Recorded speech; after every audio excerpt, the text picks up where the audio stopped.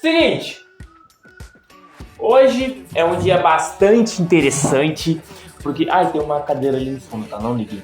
Seguinte, hoje é o dia do vídeo do Terrorizando. De 1 hora. Sim. Terrorizando, explicando a história de Poppy Playtime capítulo 5. Tá ligado? Estou muito ansioso. Ah, e se eu mudar de cenário durante o vídeo, é porque a internet aqui está ruim. Então, provavelmente eu vou mudar de cenário. Provavelmente. Bem provável. Tá ligado? Então eu vou deixar o link do canal Terrorizando aqui embaixo na descrição. Tá ligado? E o vídeo, tá ligado? Vou deixar o canal dele e o vídeo. Porque, mano, é história de Poppy Playtime, né? Nós sabemos que Poppy Playtime é muito bom. Tipo, eu gosto bastante do jogo. Eu acho que deu pra perceber. Eu acho que vocês não deram pra perceber. Porque se eu não falasse, vocês não iriam saber, né? Que o meu jogo preferido é Poppy Playtime. Eu gosto mais Poppy Playtime do que react de música, pra vocês terem uma ideia. Oh, não. Exagerei. Mas, cara, estou muito animado. Terrorizando, tá ligado? Nós já assistimos o Poppy Playtime capítulo 4. Eu posso assistir o Poppy Playtime capítulo 3, se o Terrorizando fez. Se vocês quiserem deixar embaixo nos comentários. Para nós recapitular o Poppy Playtime capítulo 3. Antes de eu reagir às músicas do Iron Master de novo. Para me fazer uma retrospectiva. Análise, né? Que eu não fiz quando eu reagi pela primeira vez. As 3 músicas. Eu posso fazer isso porque me cobraram. Fiquem ligados que isso vai sair. Fiquem ligados, só isso. Deixa o like, se inscreva. Semana que vem, talvez eu coloque o do Core.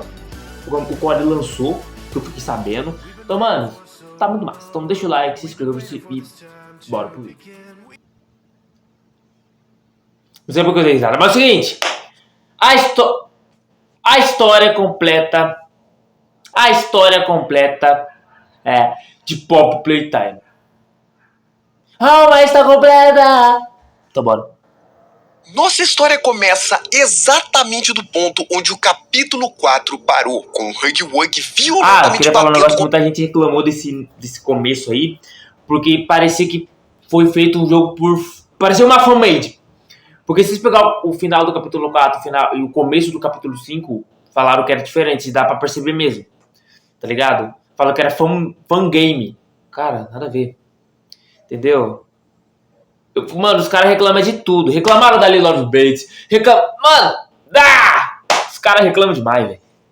Outra porta do laboratório central. Só que apesar da porta ter um aspecto resistente, não demora muito para que a força absurda do azulão seja o suficiente para retorcer o metal blindado para alcançar o seu alvo. O protagonista, é claro, que imediatamente foge do alcance do experimento, iniciando assim a nossa história com uma perseguição desesperadora rumo ao interior, ao coração do laboratório central da Playtime. Através de corredores abandonados, maquinários pesados ainda em funcionamento, dutos de ventilação e tubulações, o protagonista precisa usar toda a sua energia e engenhosidade para deixar o Huggy Wuggy para trás. Sinceramente, esse é um pesadelo que ele jamais desejou reviver e que achou que, após o capítulo 1, nunca mais precisaria se preocupar com o Huggy Wuggy de novo. Mas ele ouviu os passos, escutava os rugidos. Huggy Wuggy estava ali embaixo com ele e não descansaria até alcançá-lo. Quando enfim consegue se afastar do azulão e respirar um pouco, o protagonista se depara com um documento. Era um comunicado interceptado, que era um diálogo transcrito entre 2 não vou ler não. funcionários da Playtime desconhecidos. Eles falam sobre a constante conversa sobre o futuro, sobre como a questão não era parar de acreditar, mas sim parar de ignorar o preço e a capacidade de serem cruéis. Mas um deles afirma que é preciso ter paciência, pois o acordo com 1006 ainda estava de pé e ele não iria desistir. Preparativo. Os funcionários, não são todos, mas acho que alguns funcionários com esse documento aí fizeram ou tiveram um acordo com o 1006. Esse acordo que a gente não sabe. Eu não sei o que é esse acordo. Será que alguns funcionários participaram da Hora da Alegria? Das fitas que nós vimos o vídeo Terrorizando, eu acho que era o PW, não lembro, que participou da Hora da Alegria, que teve participação. E ele se arrepende. Ele se arrepende e provavelmente ele foi transformado em experimento. Porque ele participou da Hora da Alegria, ele voltou atrás e Meio que ele tentou fugir, só que acabou não dando certo e acabou sendo transformado em experimento. Pode ser isso também. Estavam sendo feitos. Então, realmente havia funcionários que se aliaram ao protótipo com uma espécie de pacto secreto. Aquilo não era uma boa notícia, explicava muita coisa sobre como o 1006 foi capaz de fazer tanto estrago com a Hora da Alegria. Ele teve ajuda interna. Em todo caso, o protagonista segue adiante. Aquele complexo era enorme, muito maior do que ele tinha imaginado. Mesmo escuro, ele consegue ver as cores alegres, típicas da Playtime, e até mesmo ver alguns banners enormes pendurados no telhado, de personagens que ele nunca tinha visto antes. Quem era essa garota alegre de cabelo roxo? Através das janelas do seu lado direito, ele consegue avistar um enorme complexo com prédios e casas ao longe, no meio da caverna subterrânea. Ele não tinha ideia do que era exatamente isso, mas é uma proporção gigantesca mesmo para a fábrica Playtime. Outra coisa que chamou bastante a sua atenção são as estranhas gosmas roxas espalhadas por todos os lados, por vezes espalhadas no chão ou grudadas na parede. Parecem ser... A teoria que rondava era que essa gosma seria de um experimento. Só que não. Nós sabemos que o 1006 usava essa gosma aí. Eu acho que era para meio que regeneração. Tá ligado? Meio que curava algum ferimento seu. Alguma coisa assim. Se eu não me engano. Algo vivo? Seria isso o resultado de algum experimento com a própria papoula? Ali mesmo, ele encontra um outro documento muito interessante, um Manifesto da Remessa, datado de julho de 1995, pouco antes da Hora da Alegria. Esse se tratava de uma informação sobre o projeto Play Park, um grande parque temático que a Playtime estava planejando, algo grande, envolvendo representantes no exterior. Tem um pôster no capítulo 3 que nós vimos, da Pop, sobre o Playtime Park, o Play Park lá. Tá ligado? Muita gente achou que seria o capítulo 4, que tava muita cara de ser o capítulo 4, sim. Mas... Ixi, a porta tá abrindo ali. Mas... foi os laboratórios. E o capítulo 6 pode... O capítulo 4 não, foi Porto Seguro. O capítulo 5 foi os laboratórios. O capítulo 6 pode ser o Play Park. Pode ser o parque de diversões. Eu acho bem provável, tá ligado? Eu acho bem provável. Então o povo criticou porque o Playtime 5 tava aparecendo Garter of Bambam. Pelo amor de Deus, hein?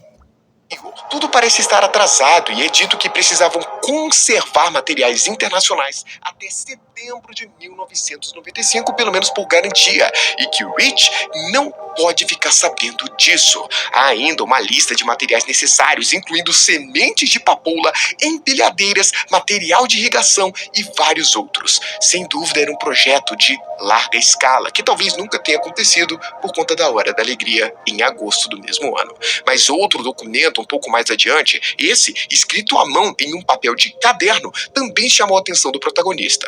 Esse aqui se tratava de um inventário datado de setembro de 1995. Aparentemente, algum experimento encontrou todo o material separado para o projeto Play Park e as listou, mesmo sem entender exatamente para que serviam. Ao menos, achou as sementes de papoula saborosas. Apesar de tudo, não demora muito para que a breve paz da investigação do protagonista seja interrompida mais uma vez por Huggy Wuggy. O experimento esteve caçando durante todo esse tempo e quando o vê, obriga o protagonista a se proteger dentro de um elevador.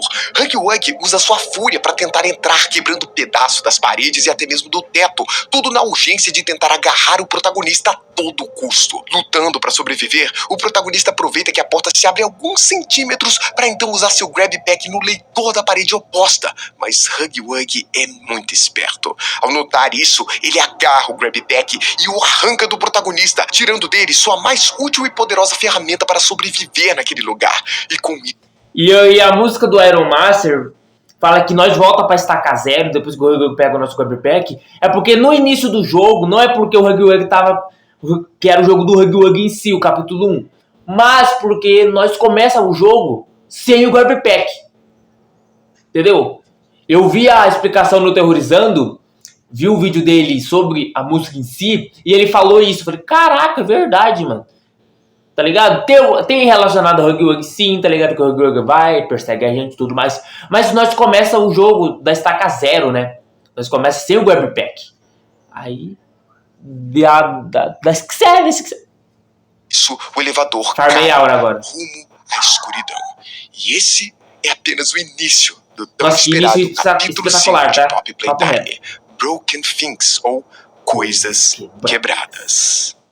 E agora se encontra em alguma área inferior do laboratório central. Um lugar totalmente desconhecido para ele, empoeirado, com pouca luz e com mais daquela estranha gosma espalhada por todo lugar.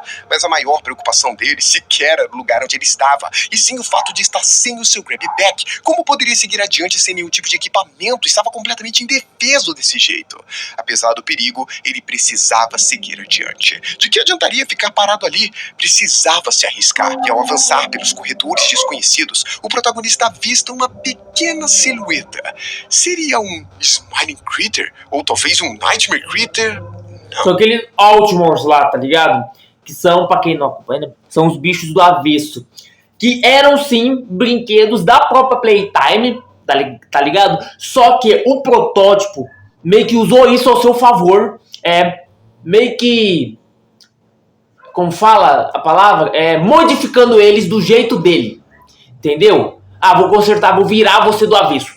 Principalmente foi o que ele fez com o Gilbert, tá ligado? Que simplesmente ele torturou o Gilbert. Nós vimos ele como que ele tá no jogo, né? Extremamente lascadinho. Aquilo era algo diferente. Parecia ser um experimento literalmente do avesso. E esse mero pensamento faz se recordar de uma antiga propaganda da Eu ia falar agora sobre a propaganda que o Terrorizando não colocou, mano. Playtime, os Wrong Side Animals, Ultimals do avesso. Ele se recorda de brinquedos de pelúcia que podiam ser colocados do avesso e depois voltar ao normal. Para ter um bom começo, encontre o que há de lindo do avesso. Isso era uma das várias tentativas falhas da Playtime que aconteceram no passado. O protagonista então encontra um pequeno papel. Nós sempre paramos pra pensar, né? Sempre esses negócios da Playtime aí sempre dá errado, né? Os Nightmare Critters deram errado. A massinha do Dowie deu errado também. Agora os bagulhos aí, os bichos do avesso, também deram errado. Cara, tudo dá errado. É inacreditável. Eu não lembro do capítulo 2 foi uma Glegs, eu não lembro se ela deu errado. Fez bastante sucesso. Todos fizeram bastante sucesso, só que alguma coisa deu errado. Tá ligado? Eu não lembro da Momonoke Legs, mas tipo, do capítulo 3 pra frente eu lembro. Cara, é bizarro, mano. Parece que foi feito pra dar errado. Mais alguma polêmica uma nota do tipo. sobre a própria marca Wrong Side Out Evil, também escrita à mão, e corrobora com sua linha de pensamento. Aparentemente, Leigh Perry pediu a remoção de todo o material promocional dos personagens, murais, recortes de papelão e tudo o que tinha a ver com eles. A linha de brinquedos foi descartada devido ao resultado pífio no teste com o público. Até mesmo um registro do... não fez tanto sucesso quando eles estavam esperando. Caraca, foi meio que essa propaganda assim, só que teve poucas vendas, pouco lucro pra fábrica, e foi falho. Teste com o público, onde os pais assistiram à propaganda apresentada pelo assistente de marketing e imediatamente os taxaram como nojentos e satânicos. Que isso? Definitivamente não foi uma boa reação do público. Mas seriam esses pequenos experimentos ali, esses estranhos brinquedos descartados? Talvez. Pelo menos a premissa parecia a mesma, e ele não se surpreenderia se fosse o próprio 1006 replicando essa ideia em experimentos vivos. Independentemente disso, felizmente são pequenos e fogem quando expostos à luz. E isso ajuda o protagonista a lidar com esses experimentos. Só que, curiosamente, esses experimentos ficam em pequenas cabanas improvisadas, feitas de caixotes ou tecidos e enfeitadas com travesseiros. E apesar de estarem por todos os lados e serem violentos quando se aproxima, não são exatamente descontrolados como os critters que encontrou nos andares de cima. Só parecem ser territoriais ou protegerem a si mesmos, atacando o protagonista apenas para ele recuar dali. Ele até ouve alguns deles conversando entre si, comentando que alguém lá de cima chegou até ali. Bom, são perigosos. Alguém falou de perigosos, mas ainda assim é algo que ele consegue lidar. Mas é claro que a morte também chegou até ali. O cadáver de um trabalhador, um funcionário da segurança da fábrica, pendurado em ganchos. Isso deixa claro que a hora da alegria foi mesmo até as profundezas da fábrica. Eventualmente, entretanto, o protagonista chega em um lugar que realmente chama sua atenção. Era uma sala com maquinário pesado. Então não foi só na parte de cima, no berçário, lá nos setores que a gente passou, foi diretamente para baixo também. Provavelmente chegou até os laboratórios. Porque a Lily, acho a música do Iron Master, se eu não me engano, cita sobre a Hora da Alegria na parte da Lily, tá ligado? Eu não entendi porque a Lily, que eu saiba, não participou da Hora da Alegria. Tipo, o Yarnab não participou, o Dowey não participou, o Tyrannosaurus não participou, o Harley Sauer não participou da Hora da Alegria, mas teve provavelmente algum envolvimento. Na verdade, teve algum envolvimento sim, porque ele criou os Bigger Borders, então... Se não fosse os Bigger Borders, não teria a Hora da Alegria, tá ligado? Então, meio que ele criou... E ele ajudou a fábrica também, né? Ele levantou a fábrica e experimentos foram se tornando funcionários. O Catnap, a Mamloglegs, o próprio Yarnab, o Huggy Wuggy. O Dowey não, porque o Dowey não era aliado do protótipo. Ele não era aliado. Ele foi um aliado nosso, mas durante o jogo do capítulo 4 ele se voltou contra a gente. Pra mim, o melhor vilão... Vilão não, o melhor personagem do capítulo 4. Disparado. E aquela gosma, nada muito diferente do que tinha visto até ali. Acontece que ele escuta um som estranho, uma espécie de grunhido baixo, meio digitalizado, quase como um chamado enfraquecido. Então, ele encontra um objeto pequeno e bastante peculiar, uma estrela com uma display digital presa nas engrenagens de uma dessas máquinas. Não tem ideia do que se trata, mas ainda assim ativa o maquinário para libertar a estrela e pegá-la. Curiosamente, um rosto amigável imediatamente surge no display, como se estivesse agradecida pelo salvamento. Esse pequeno dispositivo também tem uma lanterna, o que ajuda a explorar o lugar escuro e afugentar os experimentos do avesso quando ele precisasse. E um sol até surge na tela quando liga a lanterna. E esse aqui é o Globe, um companheiro digital criado pela Playtime tanto para o uso diurno quanto noturno, sempre pronto e com um sorriso no rosto. Com certeza, aqui facilitaria a jornada naquele lugar tão obscuro. Com o modo de visão noturna do Globe, o protagonista é capaz de ver desenhos no chão e nas paredes feitos com uma espécie de caneta especial com tinta que brilha com a luz de Globe. Havia desenhos por todos os lados, feitos por experimentos que viviam por ali. Tinha desenhos de rostos conhecidos como de Kissimmee ou até mesmo Bugbot, e até mesmo a Pop presa com a mensagem "Fique longe". Curioso, não? Alguns desses desenhos podem conter informações úteis para sua jornada, e isso era uma funcionalidade extra do Globe muito bem-vinda. Outra função que surpreende o protagonista é sua capacidade de tocar fitas. Quando se depara com uma fita vermelha no chão, Globe imediatamente transmite o áudio através da sua caixa de som. Nesse áudio em específico, Pop fala entristecida com Kissimmee, dizendo que seus amigos se foram. Os caçadores do protótipo sabiam de alguma forma que estariam ali e agora precisavam ligar para o Ollie. Pop diz para Kissimmee se apoiar nela, e ela também se apoiará em Kissimmee, como era antigamente. Pop ainda fala de Ollie. Por conta do medo da Pop sobre o protótipo, ela não se pega pelo protótipo, ela corre no capítulo 4. E muita gente acha que ela traiu. Eu não considero uma traição, eu vou explicar o porquê. Vou fazer um vídeo especialmente pra isso, tá ligado? Que sim, a Pop tem os seus defeitos, sabe? Ela quer que a gente continue com ela não quer que a gente saia. Mesmo ela falando, não, ela vai te libertar. Eu vou deixar você embora, só que ela mente pra gente. Tá ligado? Porque se a Pop fosse uma traíra mesmo, ela nem ajudaria a gente, pra vocês terem uma ideia. Ela nem ajudaria. Se ela fosse uma traíra. Tá ligado? Então tem alguns pontos, né? Esse áudio deve ser bastante antigo. Pop e Kissimmee cuidam uma da outra já há bastante tempo, só assim para sobreviverem em um ambiente tão perigoso. Porém, as coisas complicaram, pois o protagonista agora se encontra em um necrotério. Isso mesmo, um lugar mórbido, repleto de gavetas metálicas para armazenar cadáveres. E ali... Mano, eu só imagino, e se Pop Playtime existisse, velho? Imagina. encontra um outro documento de procedimentos de trabalho. Um documento oficial emitido por North Geisler, chefe funcionário, para guiar novos funcionários. Esse contém o passo a passo para limpeza, descontaminação e extração de gel de papoula dos espécimes. Há inclusive uma nota extra, essa escrita à mão, com um conselho para utilizarem o nome espécimes para se referirem ao trabalho, já que isso vai garantir um sono mais tranquilo.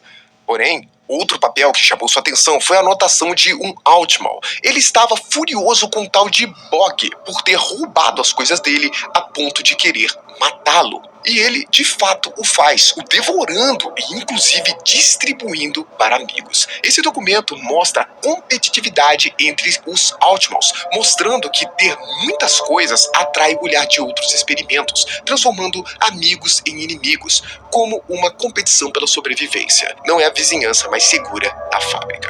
Foi nesse momento, então, que o protagonista é surpreendido e derrubado por um experimento do avesso. Ele consegue ver de perto os tufos de pelos falhos, o tecido do avesso e as manchas de sangue. Sem seu grab pack, o protagonista se vê indefeso nas mãos do pequeno experimento, sendo arrastado na direção de uma das caldeiras do necrotério. Se não fosse pela intromissão de Giblet, o protagonista tem certeza de que aquele teria sido o seu fim.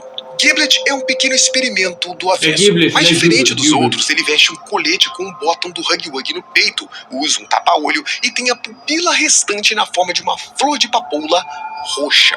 Ele anda com uma bengala modificada que é capaz de disparar pequenas rajadas elétricas. A julgar pela forma que espantou o outro experimento, ele utilizou essa tecnologia. Mas acima de tudo, o mais importante é que Giblet é amigável. Giblet questiona se o protagonista está bem e afirma dizer que o conhece. Sabe que foi ele quem jogou Mommy Long Legs no triturador e pôs o gato Catnap para dormir. Ainda diz que ali o chamam de açougueiro da Playtime.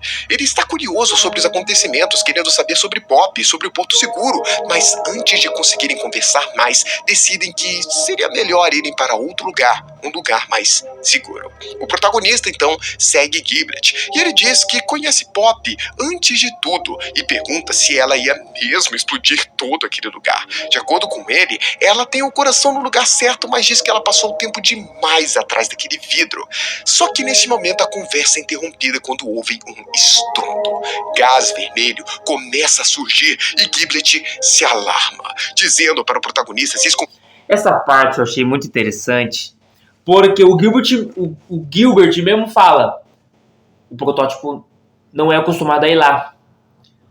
Sendo que nós sabemos, o protótipo sai em todos os lugares. Meio que nós estamos no lar do protótipo. Nós estamos no lugar onde o protótipo vive. Então, mano, eu não duvido nada do protótipo. Desde quando nós chegamos lá, nos laboratórios, ele tá olhando a gente. Ele tá vigiando a gente. Tá ligado? Desde o começo do capítulo, nós tivemos a aparição dele. E nós não vimos, tá? Entendeu? Nós não prestamos atenção. O protótipo é pico Harley, só que o Harley olha nas câmeras, ele já olha nos cantos escuros, entendeu? É bizarro o que o protótipo faz, entendeu? A qualquer momento ele pode estar lá, ele pode ir atrás da gente, ele poderia perseguir a gente a qualquer momento, só que ele esperou o momento certo, esperou até a entrada triunfal. E que entrada, mano? Quando eu vi pela primeira vez, mano, meu Deus, o cara formou a aura. O mais rápido possível. Foi então que de repente ele o sentiu antes de o ver. O protótipo. O protagonista vê apenas suas pesadas pernas mecânicas passar, mas sabe que é um ser gigantesco e pesado capaz de emitir gás vermelho. Apesar do perigo, o foco do 1006 vai para um experimento do avesso, o mesmo que derrubou o protagonista momentos antes. E ali na sua frente, ele o elimina facilmente, fincando seus longos dedos afiados no pequeno experimento, e então se afasta. Após isso, Giblet sai de... Só queria falar um negócio que muita gente falou, que esse protótipo que apareceu aí não é o mesmo protótipo que apareceu lá na cena da Lily. Esse aí é bem mais grande, bem maior do que o outro. Mano, olhando assim, parece mesmo, tá? Parece mesmo. Aí que vem a pergunta: será que tivemos outros protótipos do 1006? Porque conhecemos como o original. Provavelmente ele foi o primeiro. Será que teve outros experimentos? Será que eles acertaram de primeira para fazer o protótipo? Será? Será que tem outros dele? E se o protótipo 1006 é um Jester, provavelmente tem um rei. Que bizarro, mas será que tem alguém acima do protótipo que a gente não conhece ainda, que não foi revelado ainda, que pode ser muito mais forte que o protótipo? Meu Deus. Estava escondido e diz que o 1006 nem costuma ir até ali. O protagonista deve tê-lo irritado bastante para isso acontecer. Os dois então Lógico, chegam matou os aliados dele como uma espécie de abrigo pro Giblet. Bem que também ele não ligou, né? Porque ele matou o Catnap, ele finalizou o Catnap, né? Então, ele, sei lá o que o protótipo quer. Tapetes, cadeiras, estantes e até mesmo um gerador. Giblet deixa claro que não pretendia ficar ali embaixo para sempre, que apesar de não ser um herói, pretendia sim ajudá-lo. A começar arranjando equipamento melhor para ele, já que não vai sobreviver ali apenas com uma lanterninha em mãos. Curiosamente, Globe faz uma carinha triste e emite um som de protesto, mas Giblet diz que foi ele quem assustou os Optimus, não ele. De acordo com Giblet, ele tem certeza de que já viu um Grab Pack velho na caldeira, que foi jogado ali depois de tudo ter ido pro saco. Esse então... Que o teorizante falou que era o Grab Pack 1.0, que foi o primeiro protótipo de Grab Pack, que vemos ele quebrado também. O que nós pega, o que tava com a gente até nós perder competência do protagonista, ou de quem estava atrás do controle também, é o Grab Pack 2.0. Então pegamos o Grab Pack aí no capítulo 5, um mais antigo. Isso aí tava na boca do Bron ainda. Que provavelmente foi aquele lá do Bigger Border mais maior. Seria o próximo objetivo do protagonista. Mas antes de ir, o protagonista encontra um papel que era a lista de Giblet, escrito à mão por ele mesmo. Ali tinha uma lista de coisas para devolver para vários experimentos que conhecia. Muitos dos nomes ali o protagonista nunca ouviu falar, como Chun, Og, Mitch, Diz, Zig, Gabi, Tib e Roach. Alguns nomes estão riscados para indicar que estão mortos. O nome de Dowie também estava ali no meio, acompanhado com a mensagem "Descanse em paz". Outro documento curioso que encontrou foi um... O Gilbert sabe que o Dowie morreu, então. E provavelmente ele sabe que foi a gente que matou ele. Foi a gente que finalizou ele. Provavelmente ele sabe. E o Gilbert parece que tinha alguma conexão com o Dowie durante esse tempo até a gente chegar lá. Então provavelmente eles já tiveram conexão, provavelmente eles já andaram juntos, provavelmente eles já trabalharam juntos. Eu acho que por conta da ausência da Pop, o Dowie confiou no Gilbert, provavelmente. Tá ligado? Então dá pra explicar um pouco, porque tá escrito, Descanse em Paz grandão, como se os dois já fossem bem próximos, sabe? Fossem bem mais próximos. Agora eu fico com dó do Dowie do jeito que ele morreu, mano. Tá ligado? Se desse algum jeito pra reviver o Dowie, eu reviveria. Simples assim. E era um jornal também feito à mão, chamado de A Melhor Imprensa. Ele apresenta um artigo sobre o mistério de um brinquedo solucionado, chamado Gentle John. De acordo com o jornal, 23 brinquedos desertores foram encontrados carbonizados no setor de inovação. Caraca. Uma declaração do próprio experimento 1006, que diz para não chorarem por John, pois ele se recusou a lutar na hora da alegria. E ainda diz que não há esperança para... Nossa, então olha só. Quem se recusou a participar da Hora da Alegria, ou era punido, morto, ou era castigado, era preso, era mantido em alguma coisa. Pop. A Pop foi mantida presa. E outros morreram. Quem não participou. Provavelmente os Bigger Borders e os Mind Quitters morreram através nas mãos do protótipo. Porque não quiseram participar. Eles não participaram da Hora da Alegria. Os Mind Quitters, a Pop. A Kissimmee participou, só que voltou atrás, agora é aliada da Pop. Mano, quem não participava da Hora da Alegria, o protótipo é lá, pá. Tá ligado? Quem se recusava já era, mano. Então você era obrigado a participar. Você tinha que obedecer as ordens do protótipo. E é isso. Cara, que bizarro, velho. Eles lá em cima. No caminho para a caldeira, ele encontra uma fita com um áudio gravado. Se trata de uma conversa entre Bob Berhug e Giblet. Giblet amarrou alguns sobreviventes da Hora da Alegria. A Bob Berhug é citada. Nós sabemos do jeito que ela morreu. Triste. É o cachorro da rua, tá? Triste. Tá ligado? Cheio de defeitos, tudo mais. E provavelmente não foi só a Bob Hug, o Dog Day, o Catnap que tiveram Bigger Borders. Todos os Mind Quitters tiveram Bigger Border. O Bigger Border era feito primeiro, depois era feito os brinquedos, que deu pra entender. Porque o Huggy Wuggy, deu pra entender o quê? Porque o Huggy Wuggy tem um documento, que eu acho que 1982, por aí, 81, que tem um arquivo do Elliot Ludwig falando que aqueles malditos Huggies fugiram. E sendo que o Huggy Wuggy foi feito em 84, os brinquedos. Então, os Bigger Borders eram feitos primeiros, os experimentos maiores, depois eram feitos os brinquedos. Depois eram feitos os brinquedos para ser vendidos, tudo mais. Huggy Wuggy, Huggy Wuggy with the man of the mother son. Huggy, Huggy, Huggy, ao invés de apenas matá-los. Bob Berhug diz que aquilo era ridículo e diz pra ele não ser covarde, pois sabe o que fizeram com eles. Mas Giblet diz que essas pessoas são só funcionários do armazém que nunca sequer foram no berçário. Nesse momento, o protótipo chega, perguntando sobre os sobreviventes. Bob Berhug diz que Giblet os amarrou por ser um frouxo. E Giblet diz que não podia fazer isso. E 1006 diz que pode. E precisa. Fala que eles não podem sair e não podem ficar na fábrica. Por mais que Giblet protestasse, o áudio termina com o choro de Giblet e a morte dos funcionários ao fundo. Enquanto caminha em direção à caldeira... Cara, o protótipo é muito bizarro. O protótipo é muito bizarro, velho. Vai ter uma fita aqui que quando chegar, dá vontade de sair daqui, mano. Papo reto. Mano, vocês vão ver. O vídeo que vem vai ser as fitas, tá? Que eu acho que é o vídeo de amanhã, que vai ter as fitas. Fiquem ligados. Mano, vocês vão ver. Vai ter todas as fitas no fundo, provavelmente. E, mano, é bizarro demais.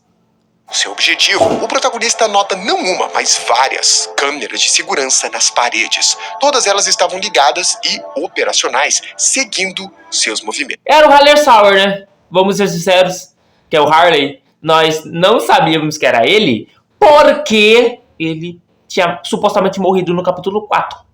Então nós falamos, pô, ele não vai aparecer mais. Era igual o Gug, nós achávamos que ele não ia aparecer mais. Mas ele volta. O Harley Sauer volta.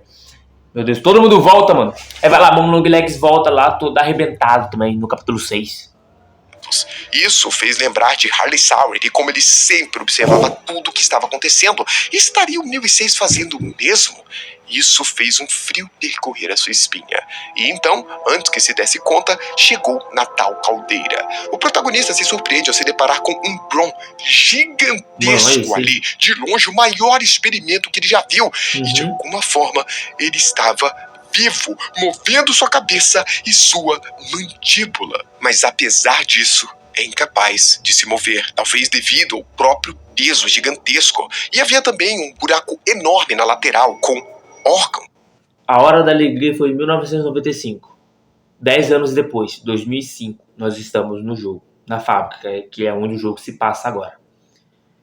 Como que em 10 anos o Bron vai ficar desse estado aí? Como? É um furo de roteiro? Não. Por que não é um furo de roteiro? Porque poderia acontecer qualquer coisa nesses 10 anos. Então provavelmente não pode fazer 10 anos que ele tá aí. Pode fazer 3, pode fazer 2 anos, pode fazer 1 ano que ele tá ali, naquele estado.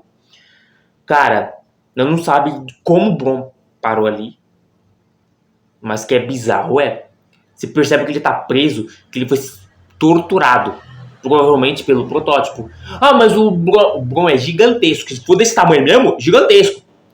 Tá ligado? Só que o protótipo é bem mais forte, bem mais inteligente. O cara tem o gás de papoula, que simplesmente se torna o mais poderoso, porque nós sabemos que antes do protótipo aparecer, era o Catnap o mais poderoso, por conta do gás. O protótipo é mais inteligente, mais forte, ainda tem o gás de papoula. Simplesmente o cara é manipulador, o cara consegue manipular seu psicológico, o cara te manipula, tanto fisicamente, tanto mentalmente. O cara é extremamente absurdo, entendeu? Você pode ter arma à vontade, aí sei que o cara vai ganhar de você, o cara é imortal, gente. Não tem como o protótipo morrer. O cara é imortal, simplesmente isso, se tornando o mais forte da franquia. Não tem como, tá ligado? É difícil bater de frente contra ele. E nós descobrimos de fato porque ele consegue sobreviver ao fogo. Só isso, só. E outros materiais orgânicos escorrendo para fora. Experimentos do avesso o devoram vorazmente. Ele até ouve um deles dizendo que quando Bron come, todos comem. Apesar daquela cena bizarra, o protagonista, enfim, avista o Grab Pack que Giblet falou estava na boca de um Bron. E com isso, ele sobe nas costas de Bron e prontamente pega o equipamento Grab Pack e o equipa. Era um Grab Pack antigo, básico, com uma mão azul e vermelha, mas definitivamente era melhor que nada. Globe fica atado ao pulso da mão azul na esquerda, sem dúvida seria útil. Você percebe que é tão antiga que não tem a mão verde, tá ligado? Porque nós sabemos que a mão verde parece que foi um protótipo novo de mão, tá ligado? É bem mais recente do que a mão azul e a mão vermelha, tá ligado? Eu acho que as outras recentes também são a mão roxa, a pistolinha, que nós não vai ter mais acesso, ao mini hand, que eu acho que é mais antiga por conta do Harley Sauer, tá ligado? Quando ele for transformado, eu não sei se ela é recente também, mas se for pegar, parando assim, eu acho que é um pouquinho recente, tirando as duas mãos lá, a vermelha normal e a azul. Acho que o mini hand entra aí no meio, ou entra naquelas novas mãos que apareceram durante os outros capítulos. Para seguir adiante. E para sua surpresa, em uma sala mais adiante, ele encontra uma nova mão para o seu Grab Pack no interior de um armário. Não era nenhuma das mãos que ele conhecia, mas sim uma mão completamente nova. E era cinza com um leitor nas costas. Uma mão de pressão, capaz de acumular pressão e liberar...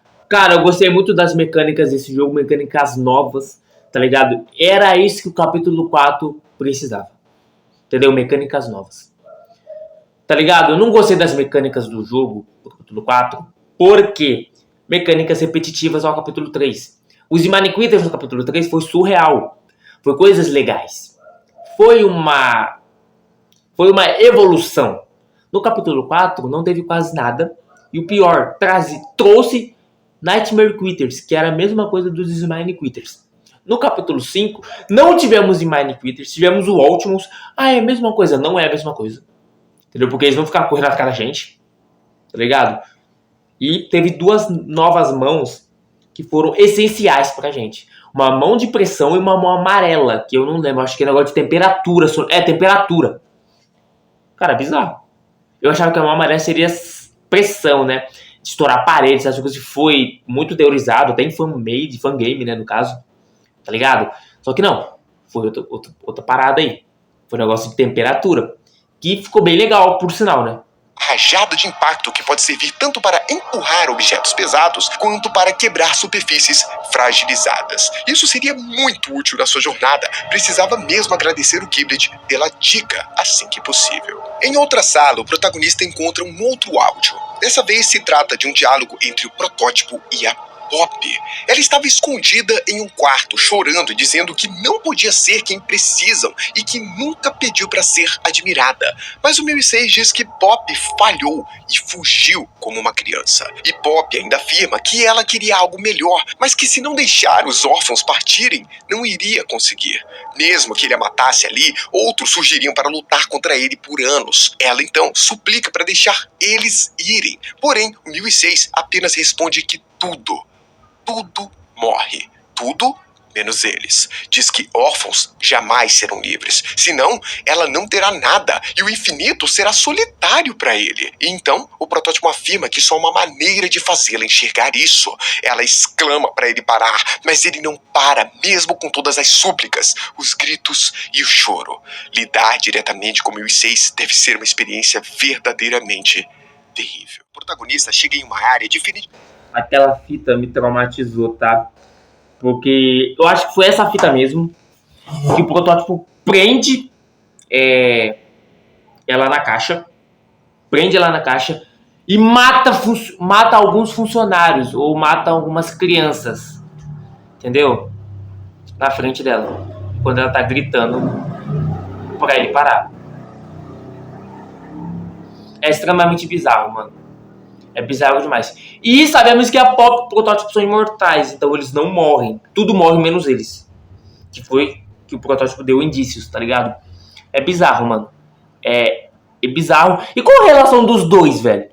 Por que eles são assim, né? Por que eles são, assim, como fala assim, meio que inimigos? Por que a Pop quer que mata o protótipo?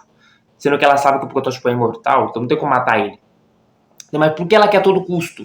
Será que foi por conta da hora da alegria? Deve ter sido. Será que um outro traiu o outro. Mano, é muita coisa pra se pensar. De tudo que ele já tinha visto na Playtime. Parecia como um grande terrário com vários containers de vidro contendo plantas estranhas com troncos retorcidos, além de uma vegetação menor e roxa. Aquele, sem dúvida, era um laboratório especializado na pesquisa de vegetação geneticamente modificada. E ali, em meio a aparelhos, plantas e tubos de ensaio, ele encontra um lembrete. Um papel escrito por um cientista muito contrariado por conta de alguém que está espalhando uma fruta pela fábrica, como se fosse uma piada. Ele até avisa que a vegetação... Eu lembro disso, Lemon! Lemon! Que teve no capítulo 1, teve no capítulo 2, teve em todos os capítulos. Lemon! Lemon! geneticamente Teve até um modificada troféu deste dele. espaço não deve ser removida sem autorização. Então, uma outra frase escrita à mão dizendo o nome dele é Limon e ele tem família, acompanhada com um desenho de um limão. Isso arranca uma risada do protagonista, algo que ele nem sabia que ainda era possível de fazer ali dentro da fábrica. Ele já viu esse limão há muito tempo atrás lá em cima, e ali do lado tinha um pote com vários desses limão. Então é daqui que ele veio. Quem diria que a gente de bom humor trabalhando mesmo em um lugar como aquele, não é mesmo? Deixando os limões de lado, o protagonista nota que as plantas parecem ter crescido demais. Sem os pesquisadores para controlá-las, muitas acabaram saindo da área que estavam sendo cultivadas, chegando até mesmo a romper vidros e criar raízes. Saiu do controle. O relatório do laboratório lista um pouco mais das pesquisas daquele lugar sobre um tal de meio de crescimento. Ao testarem as interações entre o meio de crescimento e diversos materiais biológicos, descobriram que a exposição à vegetação exibe características semelhantes e, ao mesmo tempo, perturbadoramente diferentes das do tecido animal, e ambos geram preocupações. As raízes das plantas pareceram assumir as características de ervas daninhas, se entrelaçando como se quisessem sufocar o que cresce ao seu lado. Mas, na verdade, isso parece se tratar de um sistema compartilhado ao invés de uma competição. Uma espécie até pareceu tentar se prender em um assistente quando ele se aproximou demais, e devido a isso, contatos diretos são desaconselhados. Já as frutas e vegetais resultantes testados em ratos geraram um consumo interno que começou segundos após a ingestão, algo semelhante à degradação fúngica de tecido orgânico. Com isso, todas as sementes, frutas e vegetais são tóxicos e parasíticos. É necessário desenvolver uma forma de contrapor o meio de crescimento se quiserem continuar a pesquisa. Caso contrário, a flora vai se espalhar sem controle. O tal composto de negação que estão desenvolvendo deve ser mais que suficiente. O protagonista fica extremamente confuso sobre esse tal composto de negação, pois soa extremamente importante. Em uma sala mais adiante, ele encontra uma árvore enorme que cresceu e se espalhou perigosamente. Vários galhos e troncos retorcidos se conectam a um ponto central, com um enorme bulbo amarelado no centro. Há estranhas frutas, como rostos pendurados, e alguns galhos estão fincados em experimentos, como se tivesse sido capaz de matá-los e os utilizasse para absorver nutrientes. Removê-los faz as raízes recuarem, abrindo caminho para o protagonista avançar. Enquanto explora, o protagonista é surpreendido por um grande experimento peludo vermelho, de olhos grandes e uma boca... E não é Gun, tá? É Chum Chumps.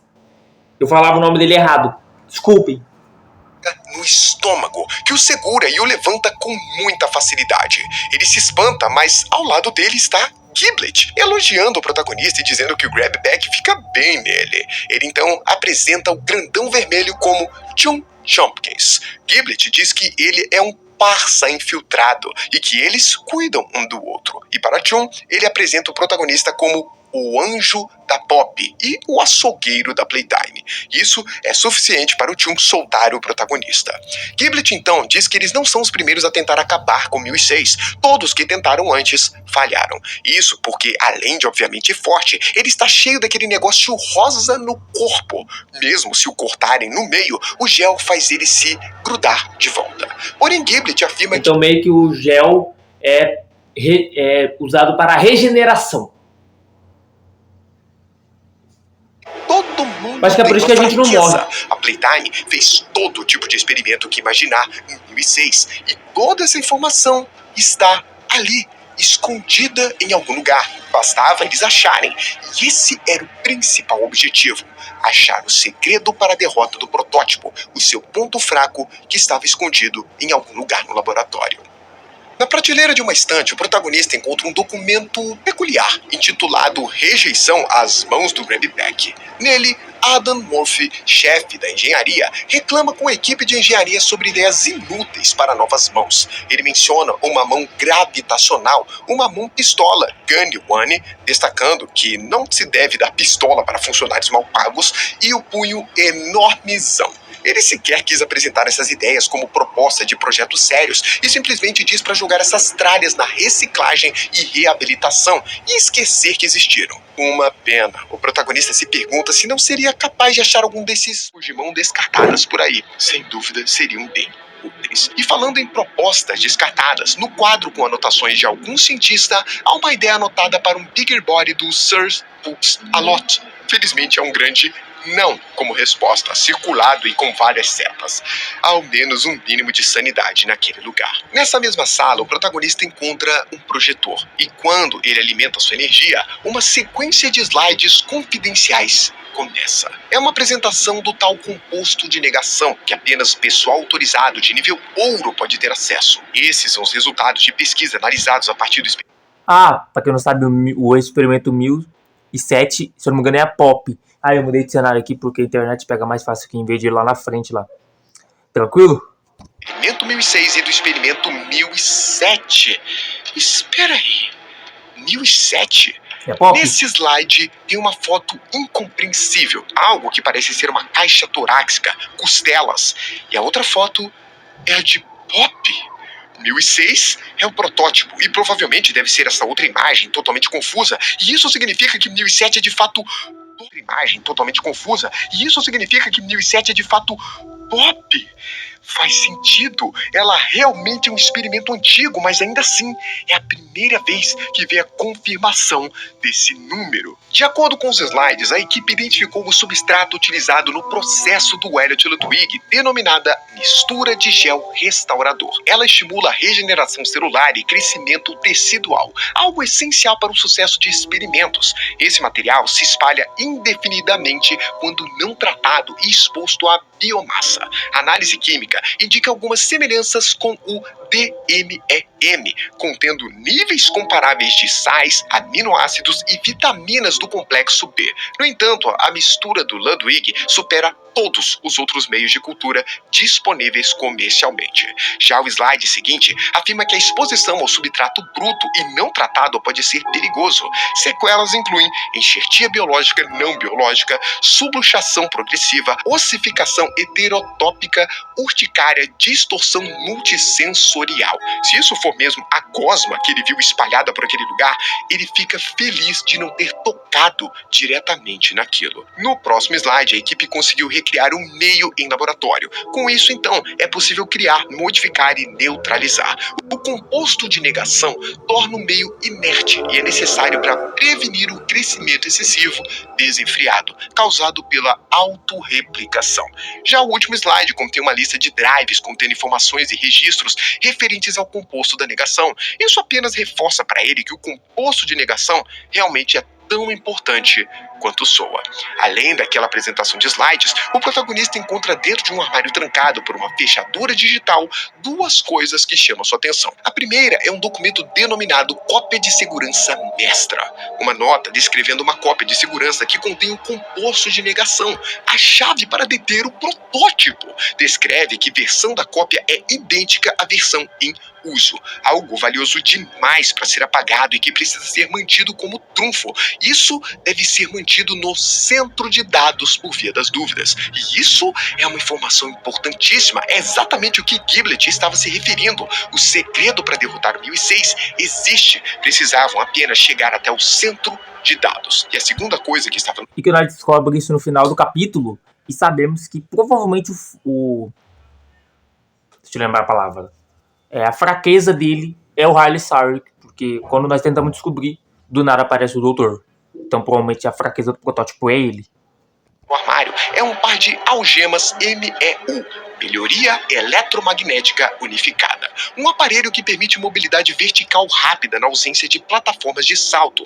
Com as algemas MEU, ele agora se gruda em painéis magnéticos para se puxar, e isso o ajuda bastante a percorrer o local. Momentos depois, o protagonista encontra um outro documento também com grande importância, uma carta para Leif Pierre sobre o projeto pessoal do Harley Sauer. Nela, Sauer conta que conseguiu registrar e reconstruir fragmentos de experiência subjetiva na memória de curto prazo da cobaia.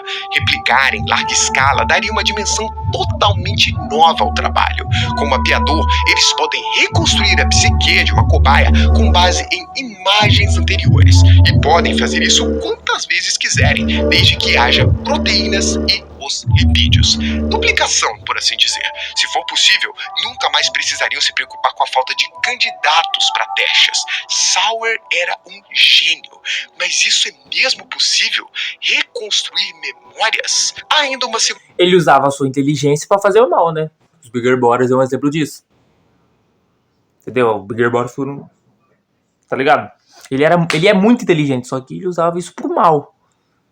Que acabou resultando no que resultou no dia 8 de 8 de 95. Da carta para Leif Pierre, dessa vez do Dr. White. Ele comenta sobre um mapeador neural do próprio Sauer, aprovando completamente a ideia e dizendo que poderiam fazer com que uma das versões resultantes entre em operação enquanto a outra é armazenada em algum lugar em segurança. Há um grande faça assinado por Leif Pierre, convencido com os argumentos do White. Um áudio muito importante que encontrou foi o registro de um diálogo entre Ed Ritterman e Leif Pierre. Falam sobre Lovitz e como ele se tornou um líder que está causando dor de cabeça. Enquanto Leif Pierre quer puni-lo e demiti-lo, mas não o faz para não torná-lo um mártir, Ritterman aconselha a promovê-lo. Afinal, ele não poderia ser um líder do povo se ele se tornasse do alto escalão, fazer parecer que se vendeu para Playtime. E Ritterman o tranquiliza, dizendo que com parque, logo a fábrica deixará de ser o foco principal. Ele mesmo inspecionará na semana. Então, o protótipo do parque foi muito mais pra frente do que a gente imagina. Só que parece que foi falho, né? Porque em nenhum momento só vimos um cartaz do parque e mais nada. Só o povo falando sobre isso, só que não sei se nós vamos chegar até lá. Provavelmente não. Só se estiver bem no fundo mesmo. Só que aí eu acho que não faria sentido. Acho que o capítulo 6 ainda vai continuar se passando pelos laboratórios. Seguinte, o protagonista encontra o escritório do próprio Edward M. N. Ritterman, o chefe de pesquisa. Ali ele se depara com um relatório médico do Ritterman, um diagnóstico que aponta que Ritterman está com dificuldades para caminhar, alega fraqueza crescente e descreve quase tombos diários. Acredita passar por uma deterioração física acelerada. O protagonista não deixou de pensar que, talvez, Ritterman tenha se voluntariado para se tornar um experimento. Será possível? O protagonista segue adiante, buscando por Giblet para lhe contar seus novos achados, e não demora muito para que o encontre. Ele logo entrega o documento que encontrou sobre o composto de negação, e Giblet fica empolgado. Era a resposta para o fim do 1006, afinal. Tudo o que precisavam era descer e pegar o bonde para chegar ao centro de dados. Diferente de Giblet, Chum não parece exatamente empolgado para ajudar na batalha contra o 1006, e por mais que Giblet debata com ele, é uma escolha compreensível. Afinal, Chum era um infiltrado. Aos olhos do 1006, ele não era um traidor. Ainda. Foi então que eles escutam um barulho muito alto. Giblet se espanta, imediatamente se esconde, e Chum pega o protagonista e o enfia em sua enorme boca. Não para devorá-lo, mas sim para escondê-lo. E não essa parte foi muito legal, velho. O motivo.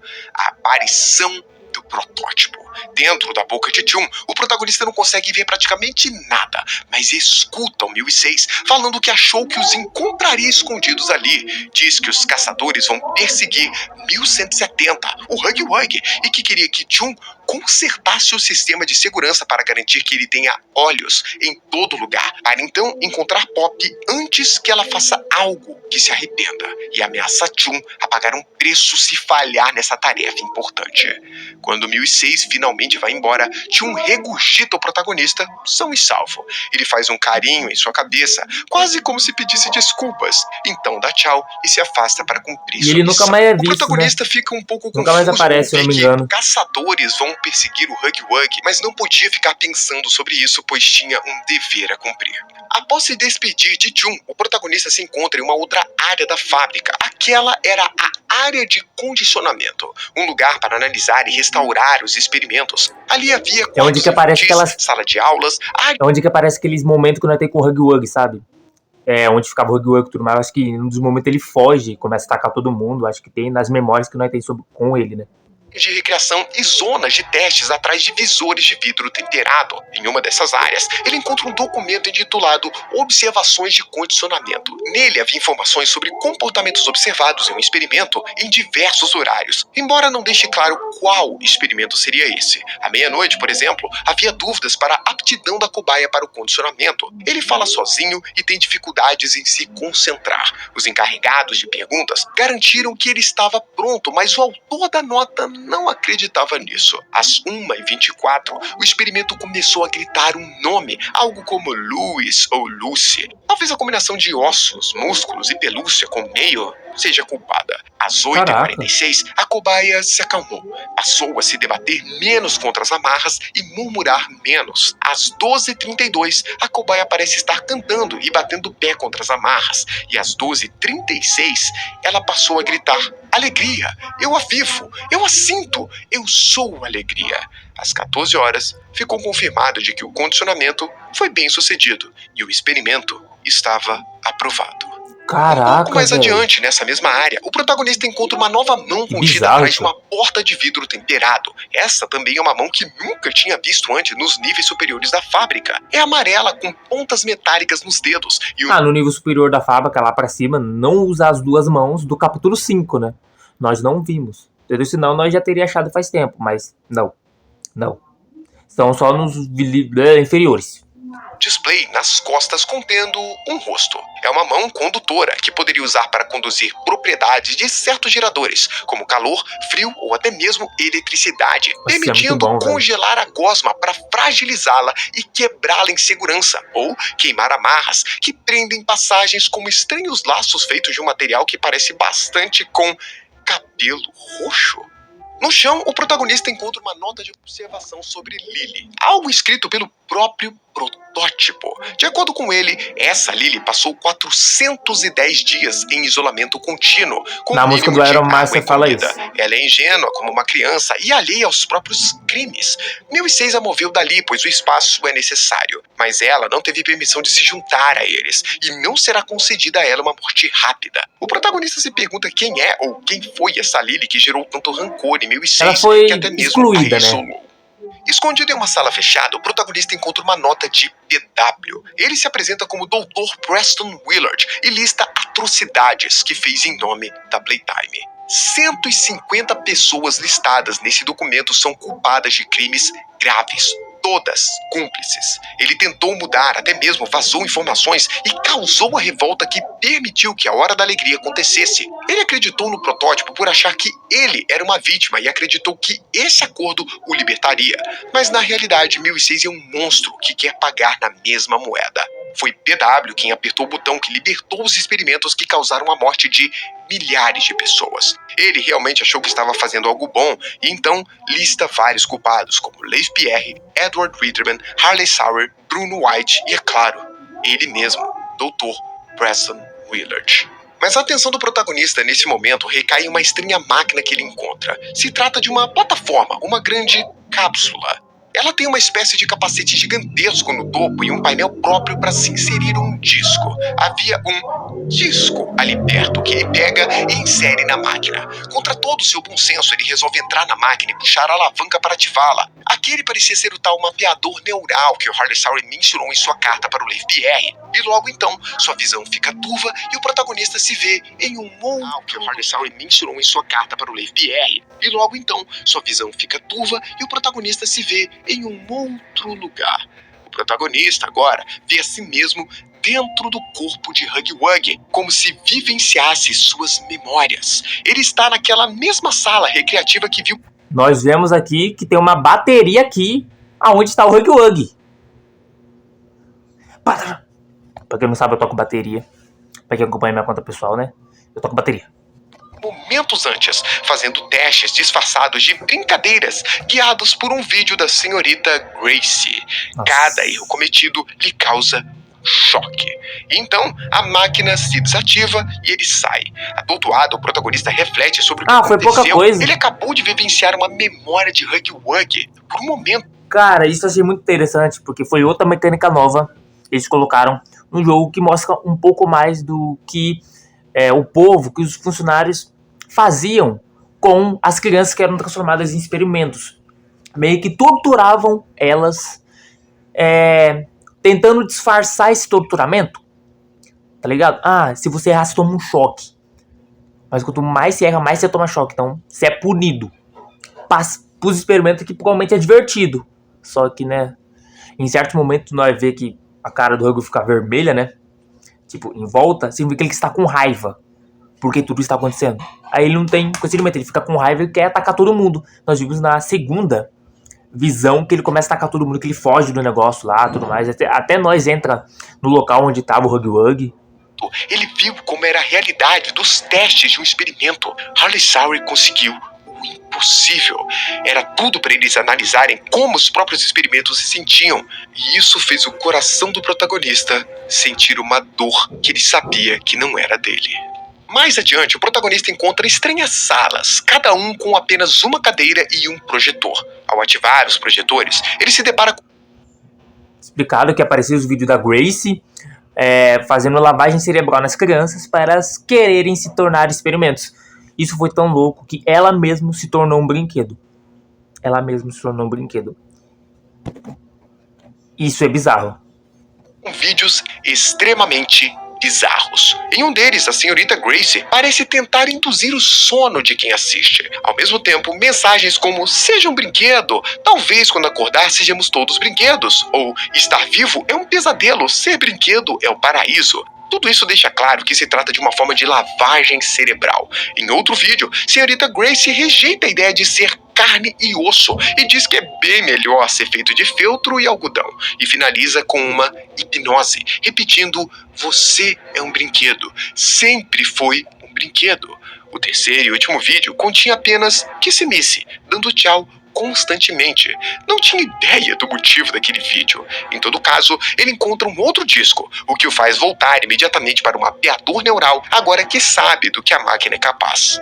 Ao ativar a máquina, ele mais uma vez vê a si mesmo dentro do corpo de Huggy Wuggy em uma outra sala de testes. Outro teste disfarçado de jogo. É a terceira memória do Huggy Wuggy, que ele ataca todo mundo, que ele foge da sala onde ele estava, ele até mata um funcionário. Aí depois nós voltamos para a realidade.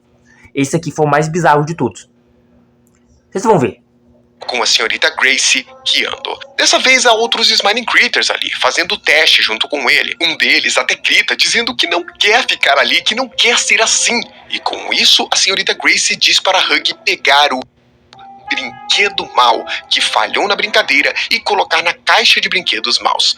Huggy Wuggy pega uma Hop Hopscotch que implora para não ser colocada na caixa, diz que vai ser boazinha e que vai brincar. Huggy a coloca na caixa, o que faz um som terrível, como se estivesse... Nós coloca o brinquedo lá, e lá não é uma caixa normal, é um triturador. E a criança é torturada. Ela é triturada. Viva. Meu Deus. Sendo triturada. Huggy Wuggy coloca cada um dos critters na caixa, seguindo as instruções, e então a visão acaba e o protagonista volta e sai da máquina. O protagonista encontra uma fita de áudio em que a senhorita Gracie fala com uma garota chamada Megan, que está tendo problemas com o barulho do mundo ser alto demais, e trouxe alguém para ajudar. Megan a manda ir embora, mas Gracie diz que vai magoar Chun, o amigo dela, amigo de todas as crianças, principalmente as mais sensíveis. Ele ajuda a tornar o mundo mais quieto, e Megan diz que não gosta, que lá dentro ela consegue ouvir o coração dele batendo. Mas Gracie diz que isso é só a gravação de um coração, para ela se sentir calma e segura. Megan nega, mas no fim é colocada dentro dele e acaba se acalmando. Chun é um espacinho seguro para ela, como diz Gracie.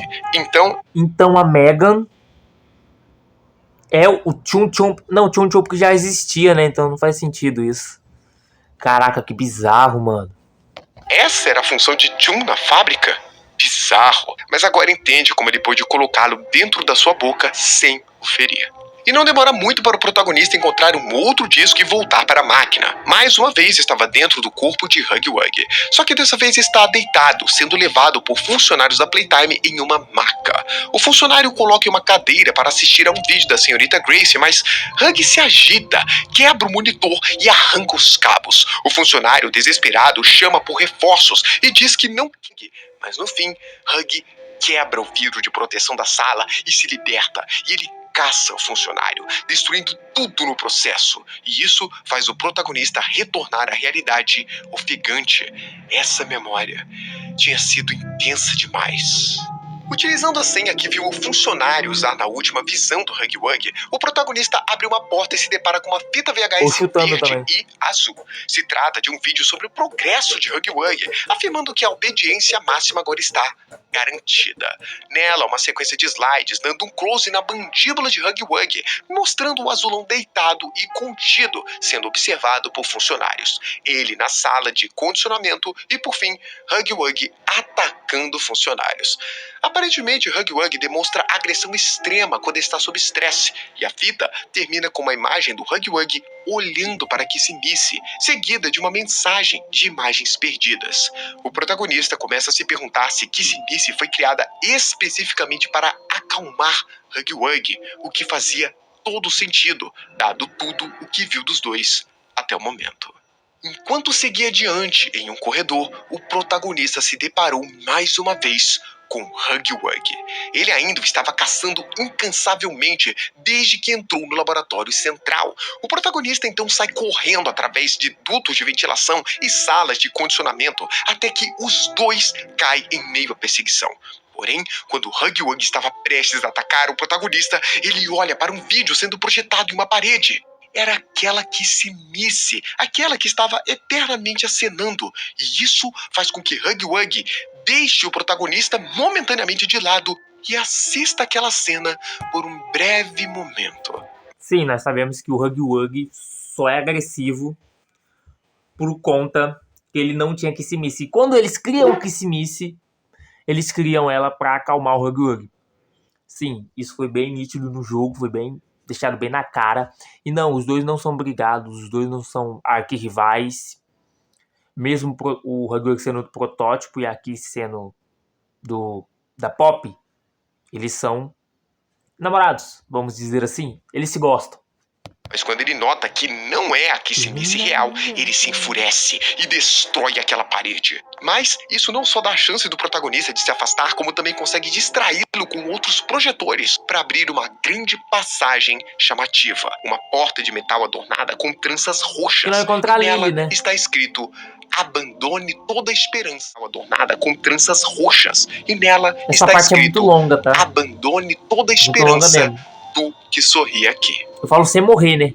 Aquela estranha porta leva o protagonista até um lugar colorido, cheio de árvores, pedras e vegetação. Aqui que teve a polêmica, né? Porque falaram que essa parte parecia mais Garter of Bambam do que Pop Playtime. O pessoal reclama de tudo.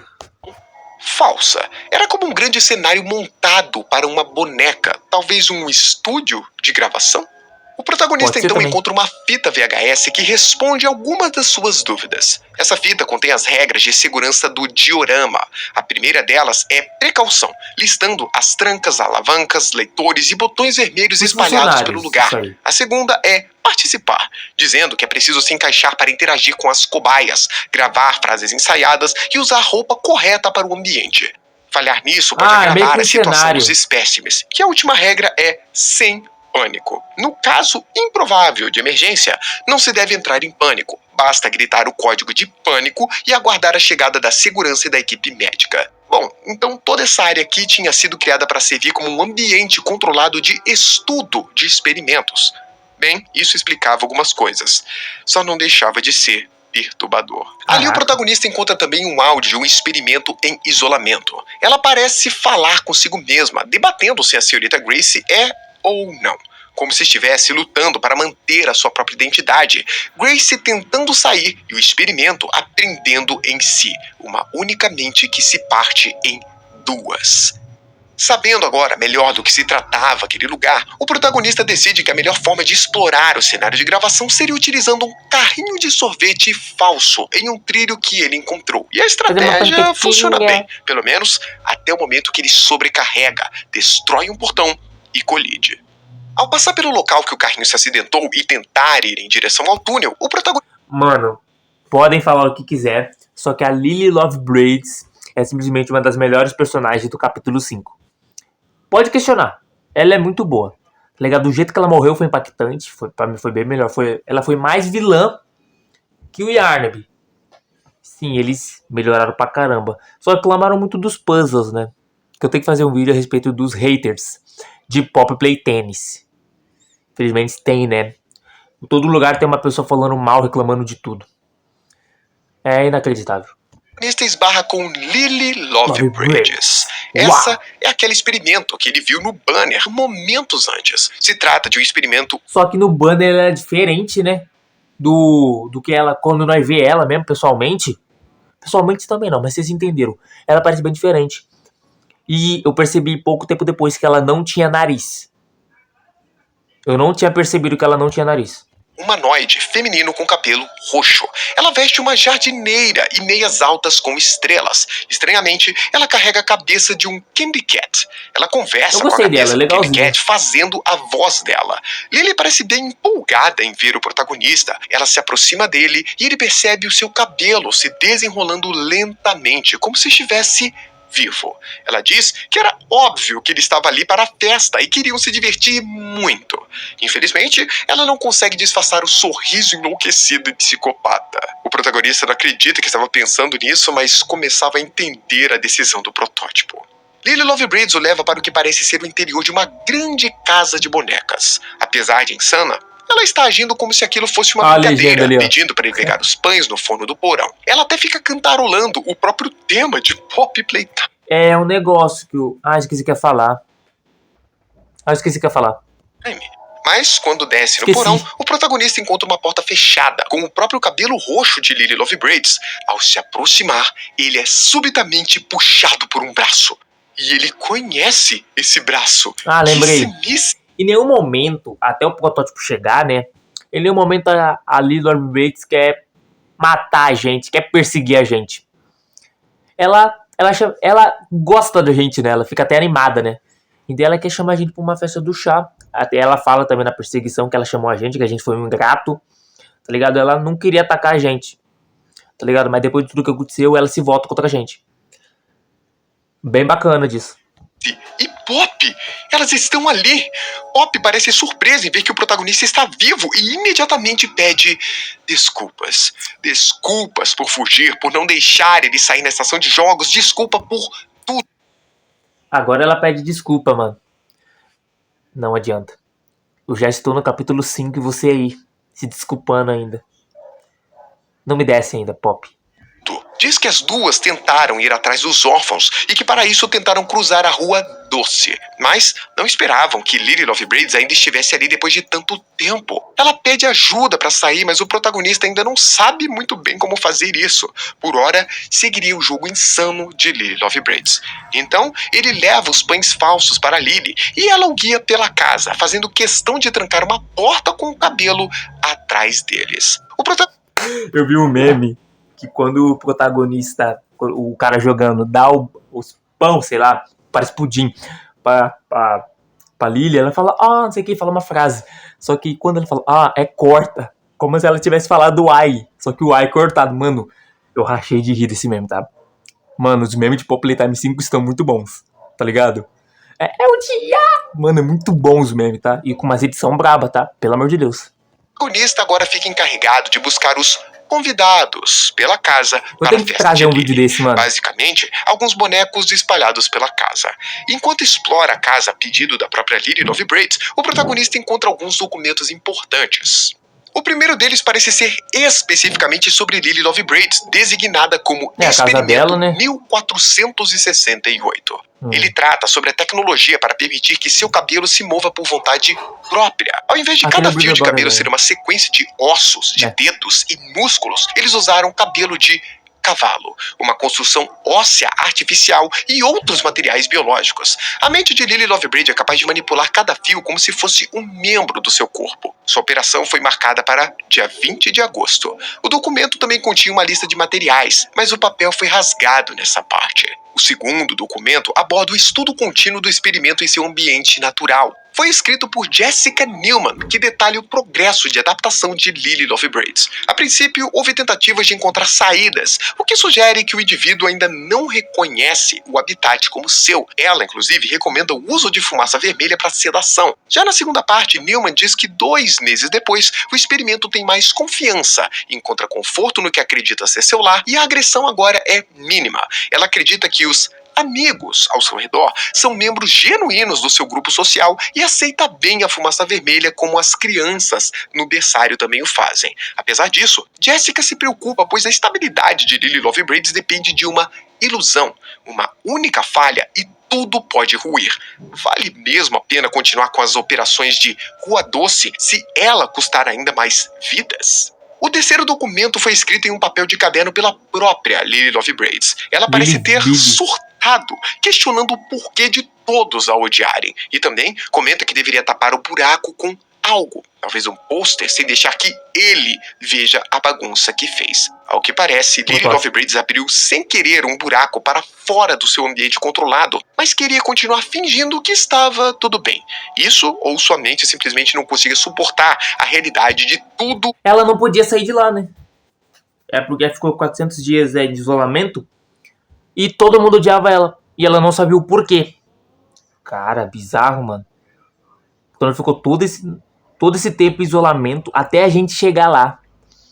Cara, aqui ela não se bicava com o protótipo que dava pra entender, né? Porque ela falava que ele não podia ver essa bagunça, ele ainda não vê nenhum deles virar. Mas não, porque o protótipo vai lá, né? Ou ela não quer que o protótipo veja o que ela fez, né, de errado. Ela fica com receio, sei lá. Ser falso, questionando o porquê de todos a odiarem. E também comenta que deveria tapar o buraco com algo, talvez um pôster, sem deixar que ele veja a bagunça que fez. Ao que parece, Lily Lovebraid abriu sem querer um buraco para fora do seu ambiente controlado, mas queria continuar fingindo que estava tudo bem. Isso ou sua mente simplesmente não conseguia suportar a realidade de tudo ser falso. Enquanto vasculha a casa em busca dos bonecos convidados para a festa de Lily, o protagonista ouve vários ecos de sua fala, incluindo choros e os comentários sobre o tal buraco tapado pelo pôster. Provas da sua insanidade. Eventualmente, o protagonista encontra uma fita que é ao mesmo tempo intrigante e extremamente assustadora. Nela, tem a senhorita Gracie falando com Todd através de um comunicador. Parece ser um relato do momento em que a hora da alegria aconteceu. Enquanto Todd tenta tranquilizá-la e dispara contra experimentos, Gracie ouve experimentos batendo em sua porta tentando entrar. Hop Hop Scoff, Baba Chops, Kickin' Chicken, todos querem chegar até ela. Eventualmente, Todd fica mudo, o que significa que morreu combatendo os experimentos. E os brinquedos finalmente chegam até Gracie. Ela implora para não a machucarem, diz que não queria ferir ninguém, que apenas queria deixar todos felizes. E Baba Chops responde que não iam machucar ela. Eles tinham algo muito especial planejado para ela. O protagonista reflete sobre aquilo, um destino pior que a morte para o rosto que os experimentos viam sempre que precisavam ser consertados mentalmente pela Playtime. Após algum tempo, o protagonista consegue reunir os brinquedos convidados de Lily. Um primeiro que se chama Dolly Grub, um segundo, Baby Longlegs, que ela diz, sinto muito pela sua perda, se referindo à morte da Mom Longlegs, e uma última boneca chamada Dusky. Com isso resolvido, Lily Lovebraid pede para segui-la até a cozinha para fazerem as preparações finais antes do tal convidado especial chegar. Ela então pede para que ele guarde. Ela já tava preparando tudo, ela já sabia da nossa entrada, provavelmente porque o 1006 falou pra ela, e preparou tudo pra nós se encontrar com o experimento 1006. O livro de receita a morte da Mom Longlegs e uma última boneca chamada Dusky. Com isso resolvido, Lily Lovebraid pede para segui-la até a cozinha para fazerem as preparações finais antes do tal convidado especial chegar. Ela então pede para que ele guarde o livro de receitas dela enquanto ela arruma a cozinha.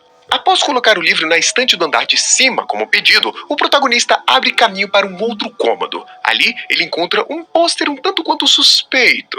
Então, se lembrando do papel escrito pela própria Lily Lovebraid e as palavras murmuradas sobre um pôster na parede e um buraco, ele decide investigar. Atrás do pôster, antigamente tinha um espelho, que na verdade era um vidro de observação para os pesquisadores da Playtime acompanharem Lily. Atrás dele há uma plataforma de metal e um ambiente de concreto completamente diferente da casa falsa de Lily Lovebraid. Seguindo por aquele caminho, ele consegue entrar em um quarto através de uma parede rotatória. Nesse local há uma grande cama em forma de coração que se abre e fecha como uma concha ou uma paleta de maquiagem. Quando a abre, ele se depara com um esqueleto humano, deitado e coberto como se estivesse dormindo, cercado de várias... É a Grace. A Grace é tão bizarra que ela manipulava as crianças para se transformar em experimento e ela mesma se tornou um experimento. Ela se tornou um experimento depois de fazer lavagem cerebral na cabeça das crianças. É bizarro. Tem até a carteirinha dela ali perto do esqueleto. Pelúcias de experimentos ao seu redor. Há partes quebradas no crânio, provavelmente ferimentos graves que levaram à sua morte. E do seu lado, há um cartão de identificação de funcionário da Playtime. Essa é ninguém menos que a própria senhorita Grace, conselheira de bem-estar e integração. Então foi isso que quiseram dizer quando decidiram. Quando ela morreu, ela virou experimento, tudo mais, essas paradinhas. Só que quem que ficou no lugar dela? Será que alguém ficou? Ou não? Porque provavelmente ela foi transformada durante... Não foi durante a Hora da Alegria, mano. Não foi. Sei lá. Viram que para a senhorita Grace, a morte seria um destino benevolente demais? Trouxeram ela para Lily Lovebraid? Sem dúvidas, deve ter sido uma morte torturante.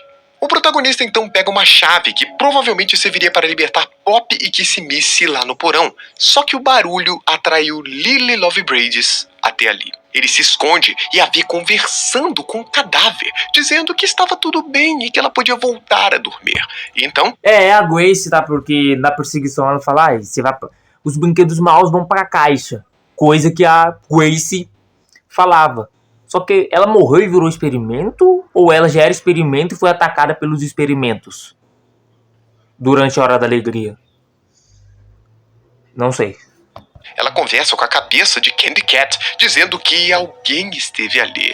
E esse alguém merece ir para a caixa. Ela fica furiosa e sai do quarto. O protagonista, então, sai por um duto de ventilação, retorna para o subsolo e, enfim, consegue libertar Pop e Kissimmee. Mas, assim que tentam fugir, a luz se apaga completamente. Em meio ao breu, a voz de Lily Lovebraid pode ser ouvida, dizendo que ninguém pode pegar ou quebrar as coisas dela. O cabelo dela surge de repente agarrando o protagonista. Ela então o convida para um jogo mortal, onde ele apenas podia se mover e precisa parar quando ela não cantar mais. Se ela o pegasse, seria sua morte. Apesar das regras mortais, o protagonista segue o jogo. Isso o leva até Pop e Kissimmee. Pop diz que encontrou uma saída dali, mas Lily Lovebraid agarra os três com seus cabelos, os levando até a mesa da festa do chá e os prendendo ali para mantê-los sentados.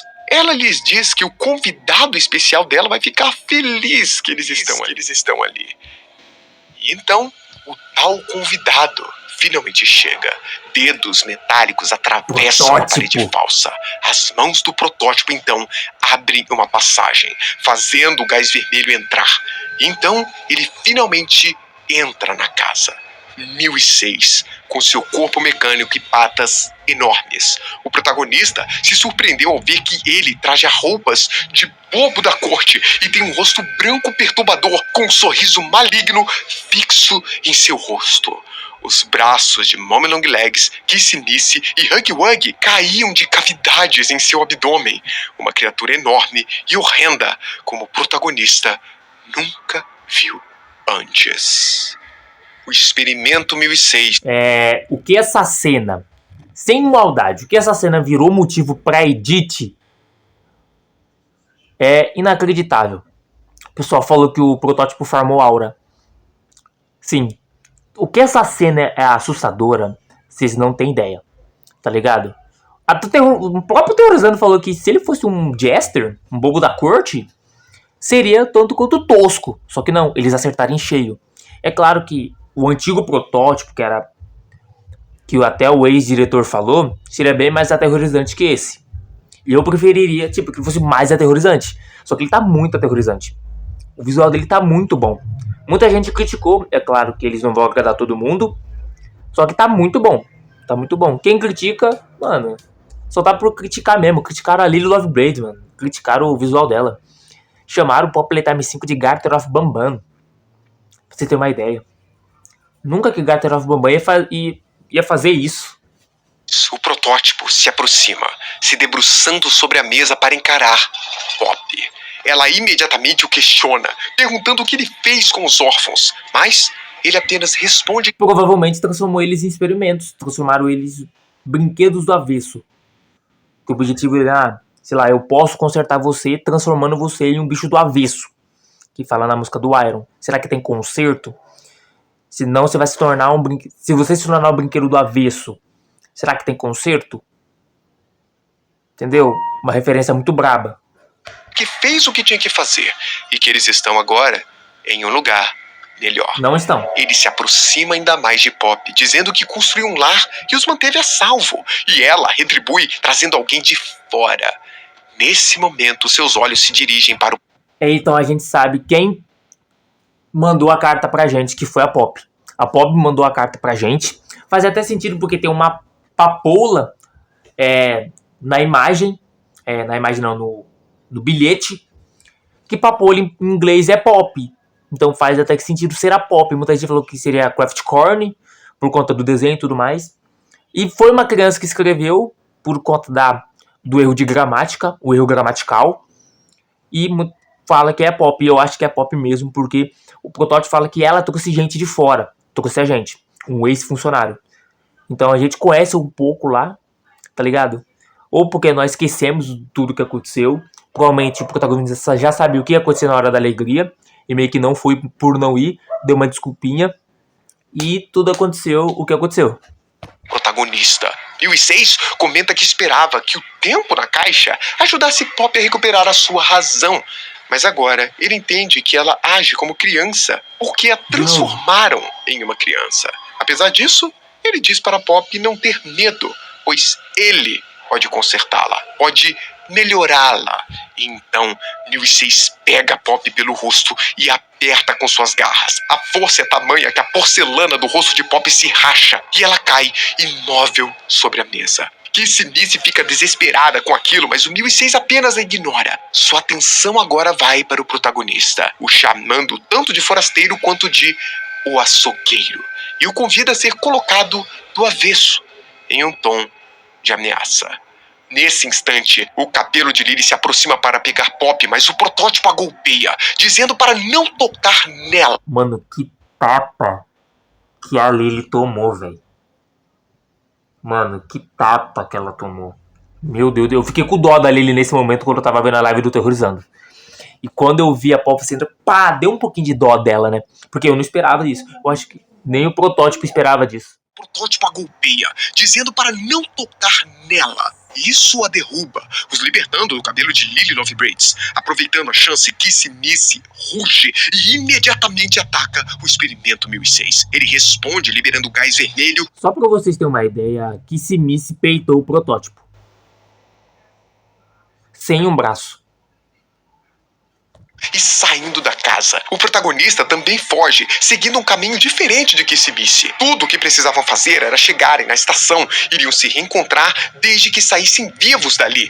Mas Lily Lovebraids é insistente e se coloca no caminho dele. Ela está furiosa, culpando o protagonista por tudo, dizendo que ele deve ser levado para a caixa de brinquedos maus. Ela o persegue implacavelmente, seus cabelos atravessando paredes e quebrando o cenário com uma facilidade assustadora. Tentando despistá-la, o protagonista salta por plataformas. Ela consegue persegui-lo usando seu cabelo, berrando que o convidou para a festa de chá. E é assim que ele agradece. Mas durante a perseguição, o protagonista tem uma ideia. usar a mão de pressão para empurrar a plataforma que Lily Lovebraids está em cima. E isso desestabiliza Lily Lovebraids, não só fazendo despencar por vários metros, como também derruba a pesada plataforma em cima dela. E esse é o fim de Lily Lovebraids. Um problema a menos para eles. Eu acho que de todas as mortes do jogo, essa foi a mais impactante até agora. Entendeu? Uma das mais impactantes. Eu acho que fica atrás da Mommy Long Legs e do Catnap. Eu acho que é até mais impactante. Acho que fica em terceiro ali. Simplesmente bizarro. Dela. E esse é o fim de Lily Lovebraids. Um problema a menos para eles. Após enfim se livrar de Lily Lovebraids, o protagonista se reencontra com Giblet. Ele parece estar nervoso, repetindo novamente que não é um herói. Ele o leva para uma outra área onde Bob e Kissimisi estão. O rosto de Bob está todo trincado, com o cabelo faltando e um dos olhos completamente brancos, como se estivesse cega de um olho. Um ferimento terrível que teria que carregar para sempre. É só naquele momento que Bob reconhece Giblet, perguntando o que o 1006 fez com ele. Mas Giblet diz para ela não se preocupar, que as coisas que fizeram com eles não definem quem eles são. Ele então olha para o protagonista para confirmar se o plano ainda está de pé. E o protagonista confirma. Ele olha para os três. Eu não confirmei nada, não. Bob e Kissimisi. Cada um deles quebrados de uma forma diferente, tanto internamente quanto externamente.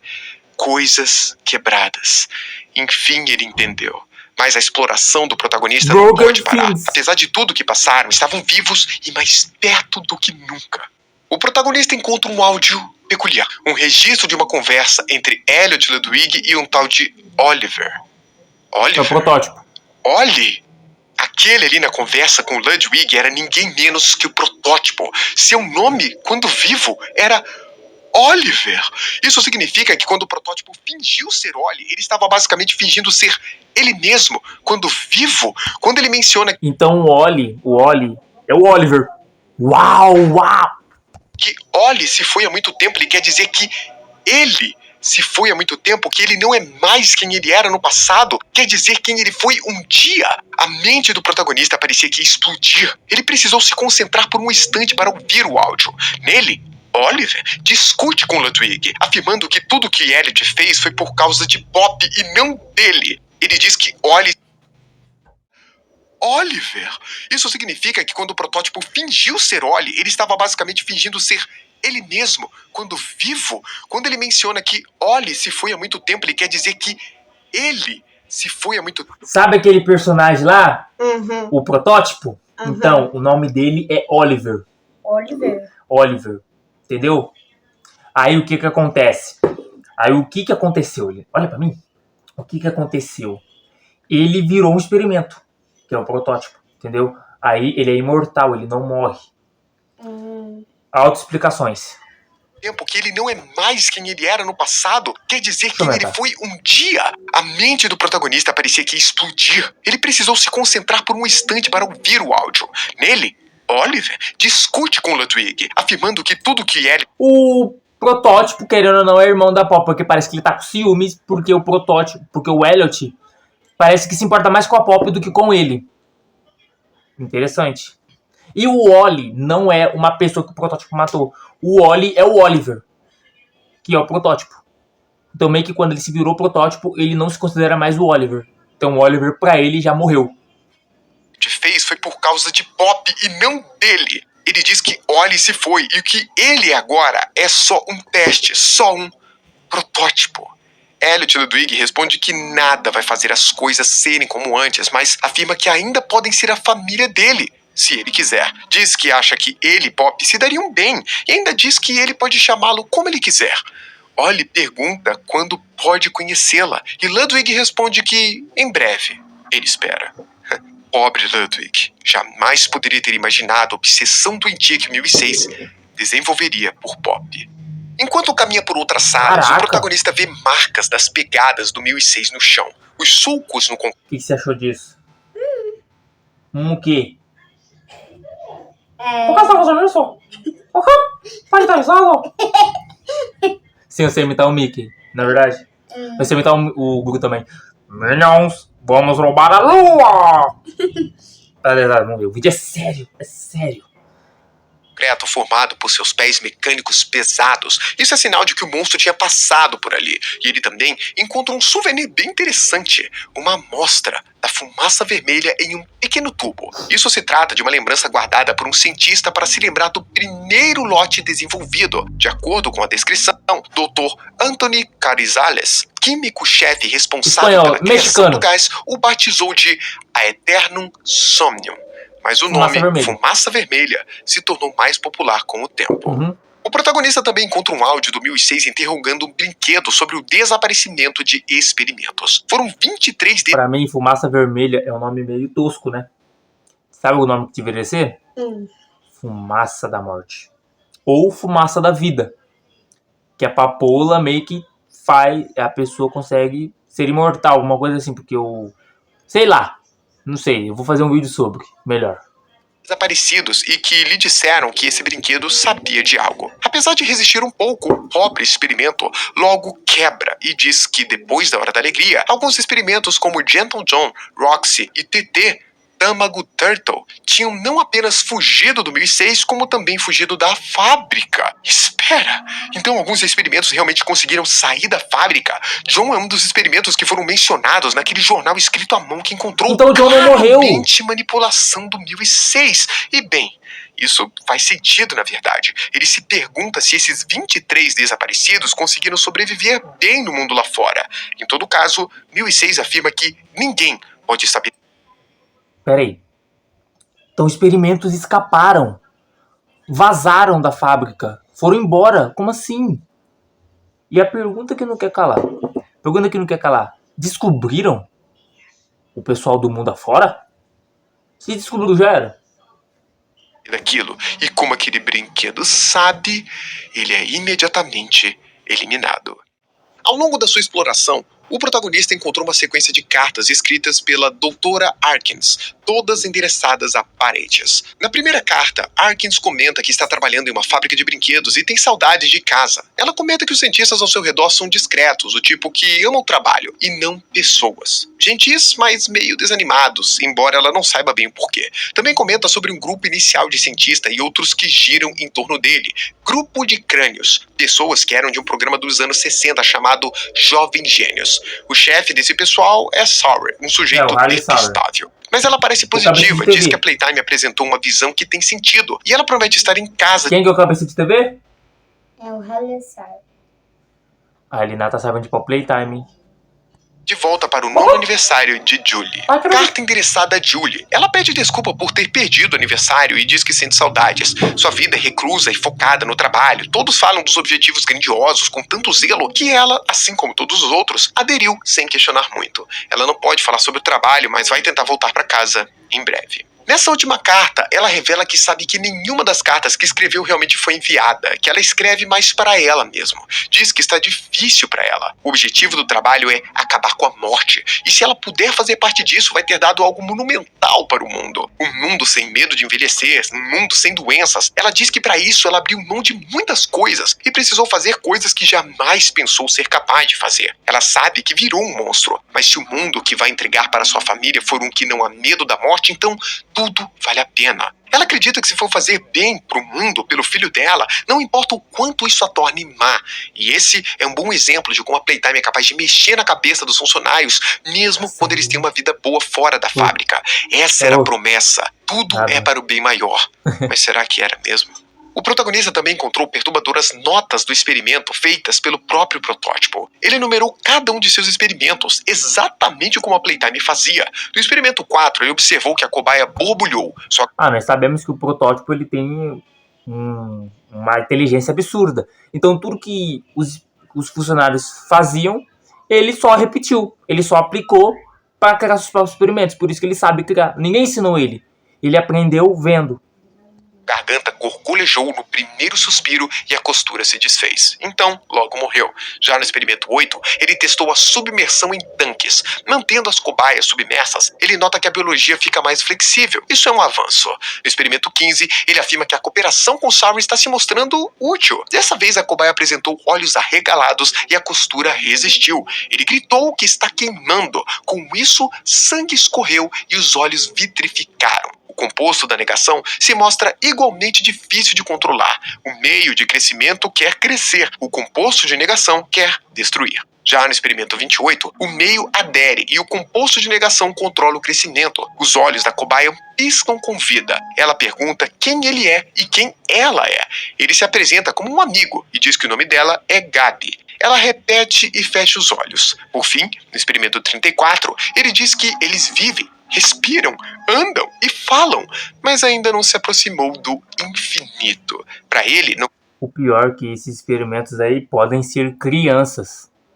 E as crianças foram transformadas em experimentos naqueles bichos do avesso. E o nosso querido protótipo acha que elas estão bem, que elas estão no lugar melhor, que é os laboratórios. Ficar sozinho em sua imortalidade, precisava continuar. Aparentemente, 1006 busca desesperadamente replicar a sua imortalidade para não passar a eternidade sozinho. O único experimento imortal e o mais solitário de todos. Após encontrar uma área repleta de cobaias mortas em macas e cadeiras, o protagonista se depara com uma fita vermelha muito perturbadora, intitulada Como Manter o Seu, e a última parte, ilegível, embora tenha certeza que diz humano. A fita é um passo a passo bizarro para manter seu humano. O primeiro passo é aplicar conhecimentos existentes. Cobaias mais jovens têm mais plasticidade. O segundo passo é desmontar a cobaia. Há uma imagem de vários ossos humanos dispostos em uma superfície e outra de corações em tubos. De acordo com a fita, nem todo tecido sobreviverá e nem toda cobaia vai sobreviver. Já o terceiro e último passo é simplesmente modifique conforme desejar. Ela é acompanhada de uma imagem de uma mesa de cirurgia ensanguentada com ferramentas e a frase "estão melhor". Meio que os experimentos que eles fazem são considerados, além de cobaias, que são as crianças, funcionários, etc., são como animais de estimação dos funcionários. Cara, é muito bizarro. Agora surge junto com uma foto censurada de um pequeno experimento ensanguentado no meio de um playground. O protagonista sabe que aquele tipo de registro perturbador só pode ter sido criado pelo próprio protótipo para o uso dele mesmo. Enquanto avança pelo laboratório rumo à estação para reencontrar seus aliados, Huggy Wuggy emerge rapidamente do teto mais uma vez. O experimento insistente o persegue incansavelmente por dezenas de metros. Por mais que ele fuja o mais rápido que conseguisse, abrindo portas e desviando de grandes poças do gel de papoula, Huggy Wuggy finalmente o alcança e o derruba no chão. Porém, felizmente isso acontece exatamente na estação do trem, onde estavam Giblet, Pop e Kissimice. Huggy Wuggy desvia completamente a atenção do protagonista encarando Kissimice. A princípio, eles parecem hostis um com o outro, mas quando ele nota que ela finalmente é a Kissimice real, ele, enfim, se acalma. Se aproximam, se tocam. É um momento tocante, como... Helena, você tá preparada? O quê? Essa cena aqui, você vai ficar muito triste. Você acha essa cena bonita? É bonita, né? Os dois se amando. Você vai ficar triste agora. Cuidado. O público sabe o que vai acontecer. O que você acha que vai acontecer? Não, sei. Você não sabe? Chuta aí. É uma coisa bem triste. Não sei. Chuta qualquer coisa. Não sei. Só pro vídeo ficar legal.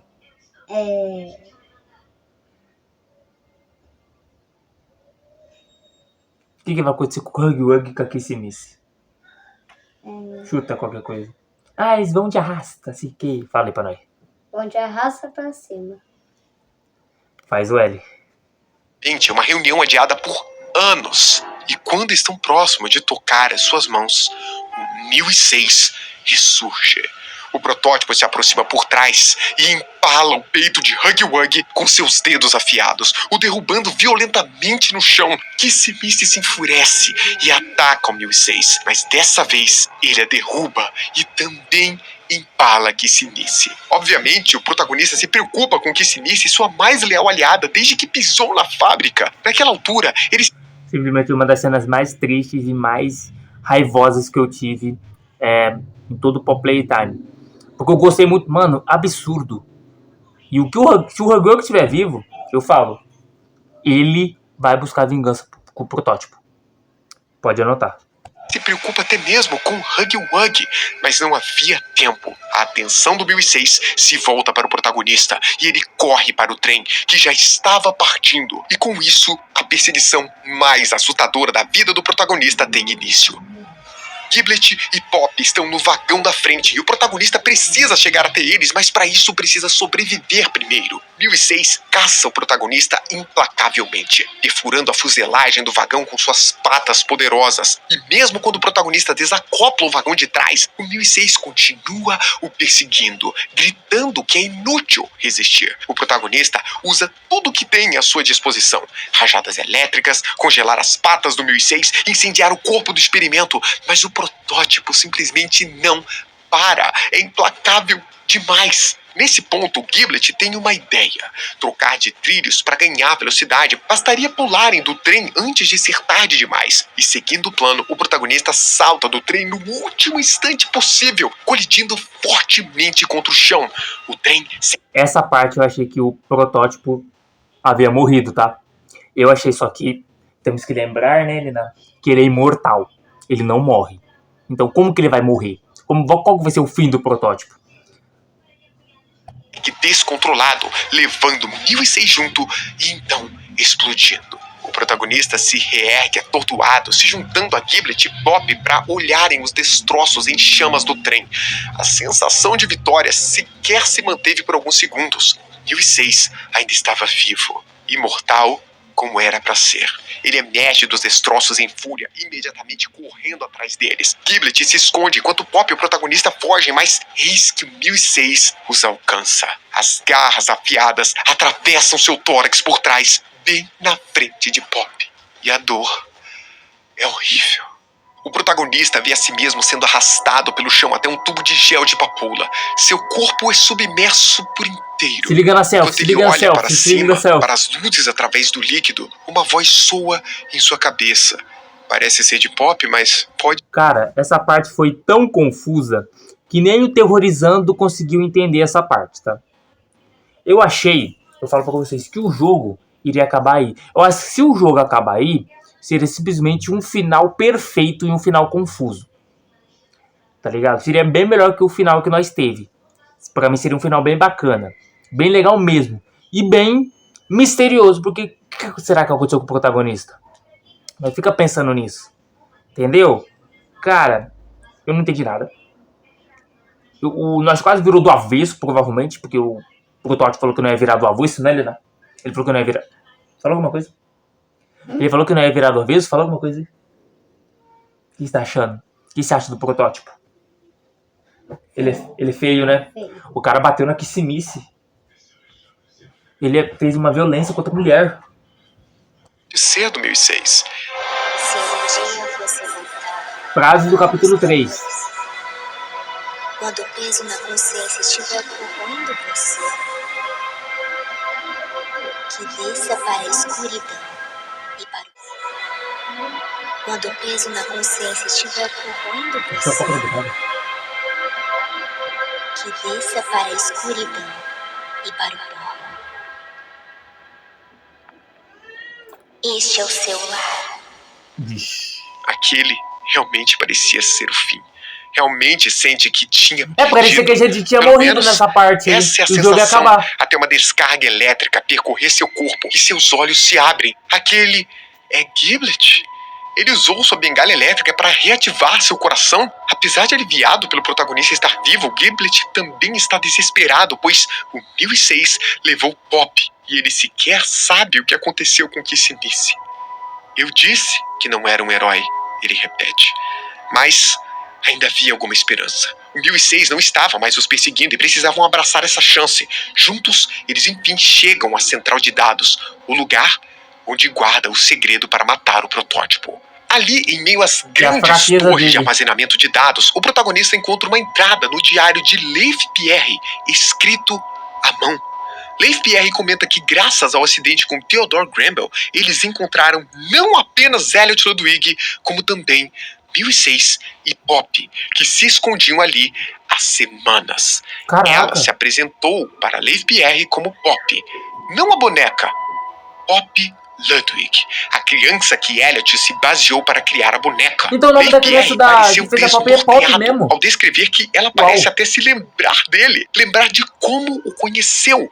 Eu Tinha até fingindo que eu não mesmo sei. a mesma voz que a criança que morreu há muito tempo e parecia traumatizada com tudo o que aconteceu com ela. Leif Pierre sequer sabe o que pensar. Transformar órfãos em experimentos vivos é uma coisa, mas reviver uma pessoa que morreu há tanto tempo é algo completamente diferente. Ele diz que algo grande estava acontecendo bem ali, no centro da Playtime, debaixo do nariz dele. E seja lá o que for, provavelmente foi o que causou a morte de Ludwig. Essa é a confirmação Então de que o Elliot Pop Ludwig realmente é a morreu. filha do Elliot Ludwig, revivida após tanto tempo de sua morte. Apesar desse documento bombástico, Giblet e o protagonista não podiam parar.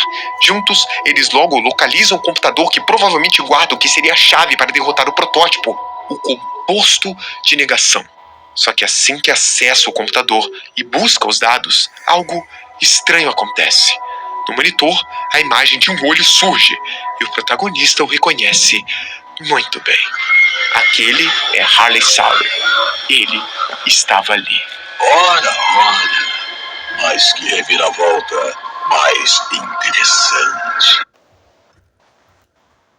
Faz assim comigo.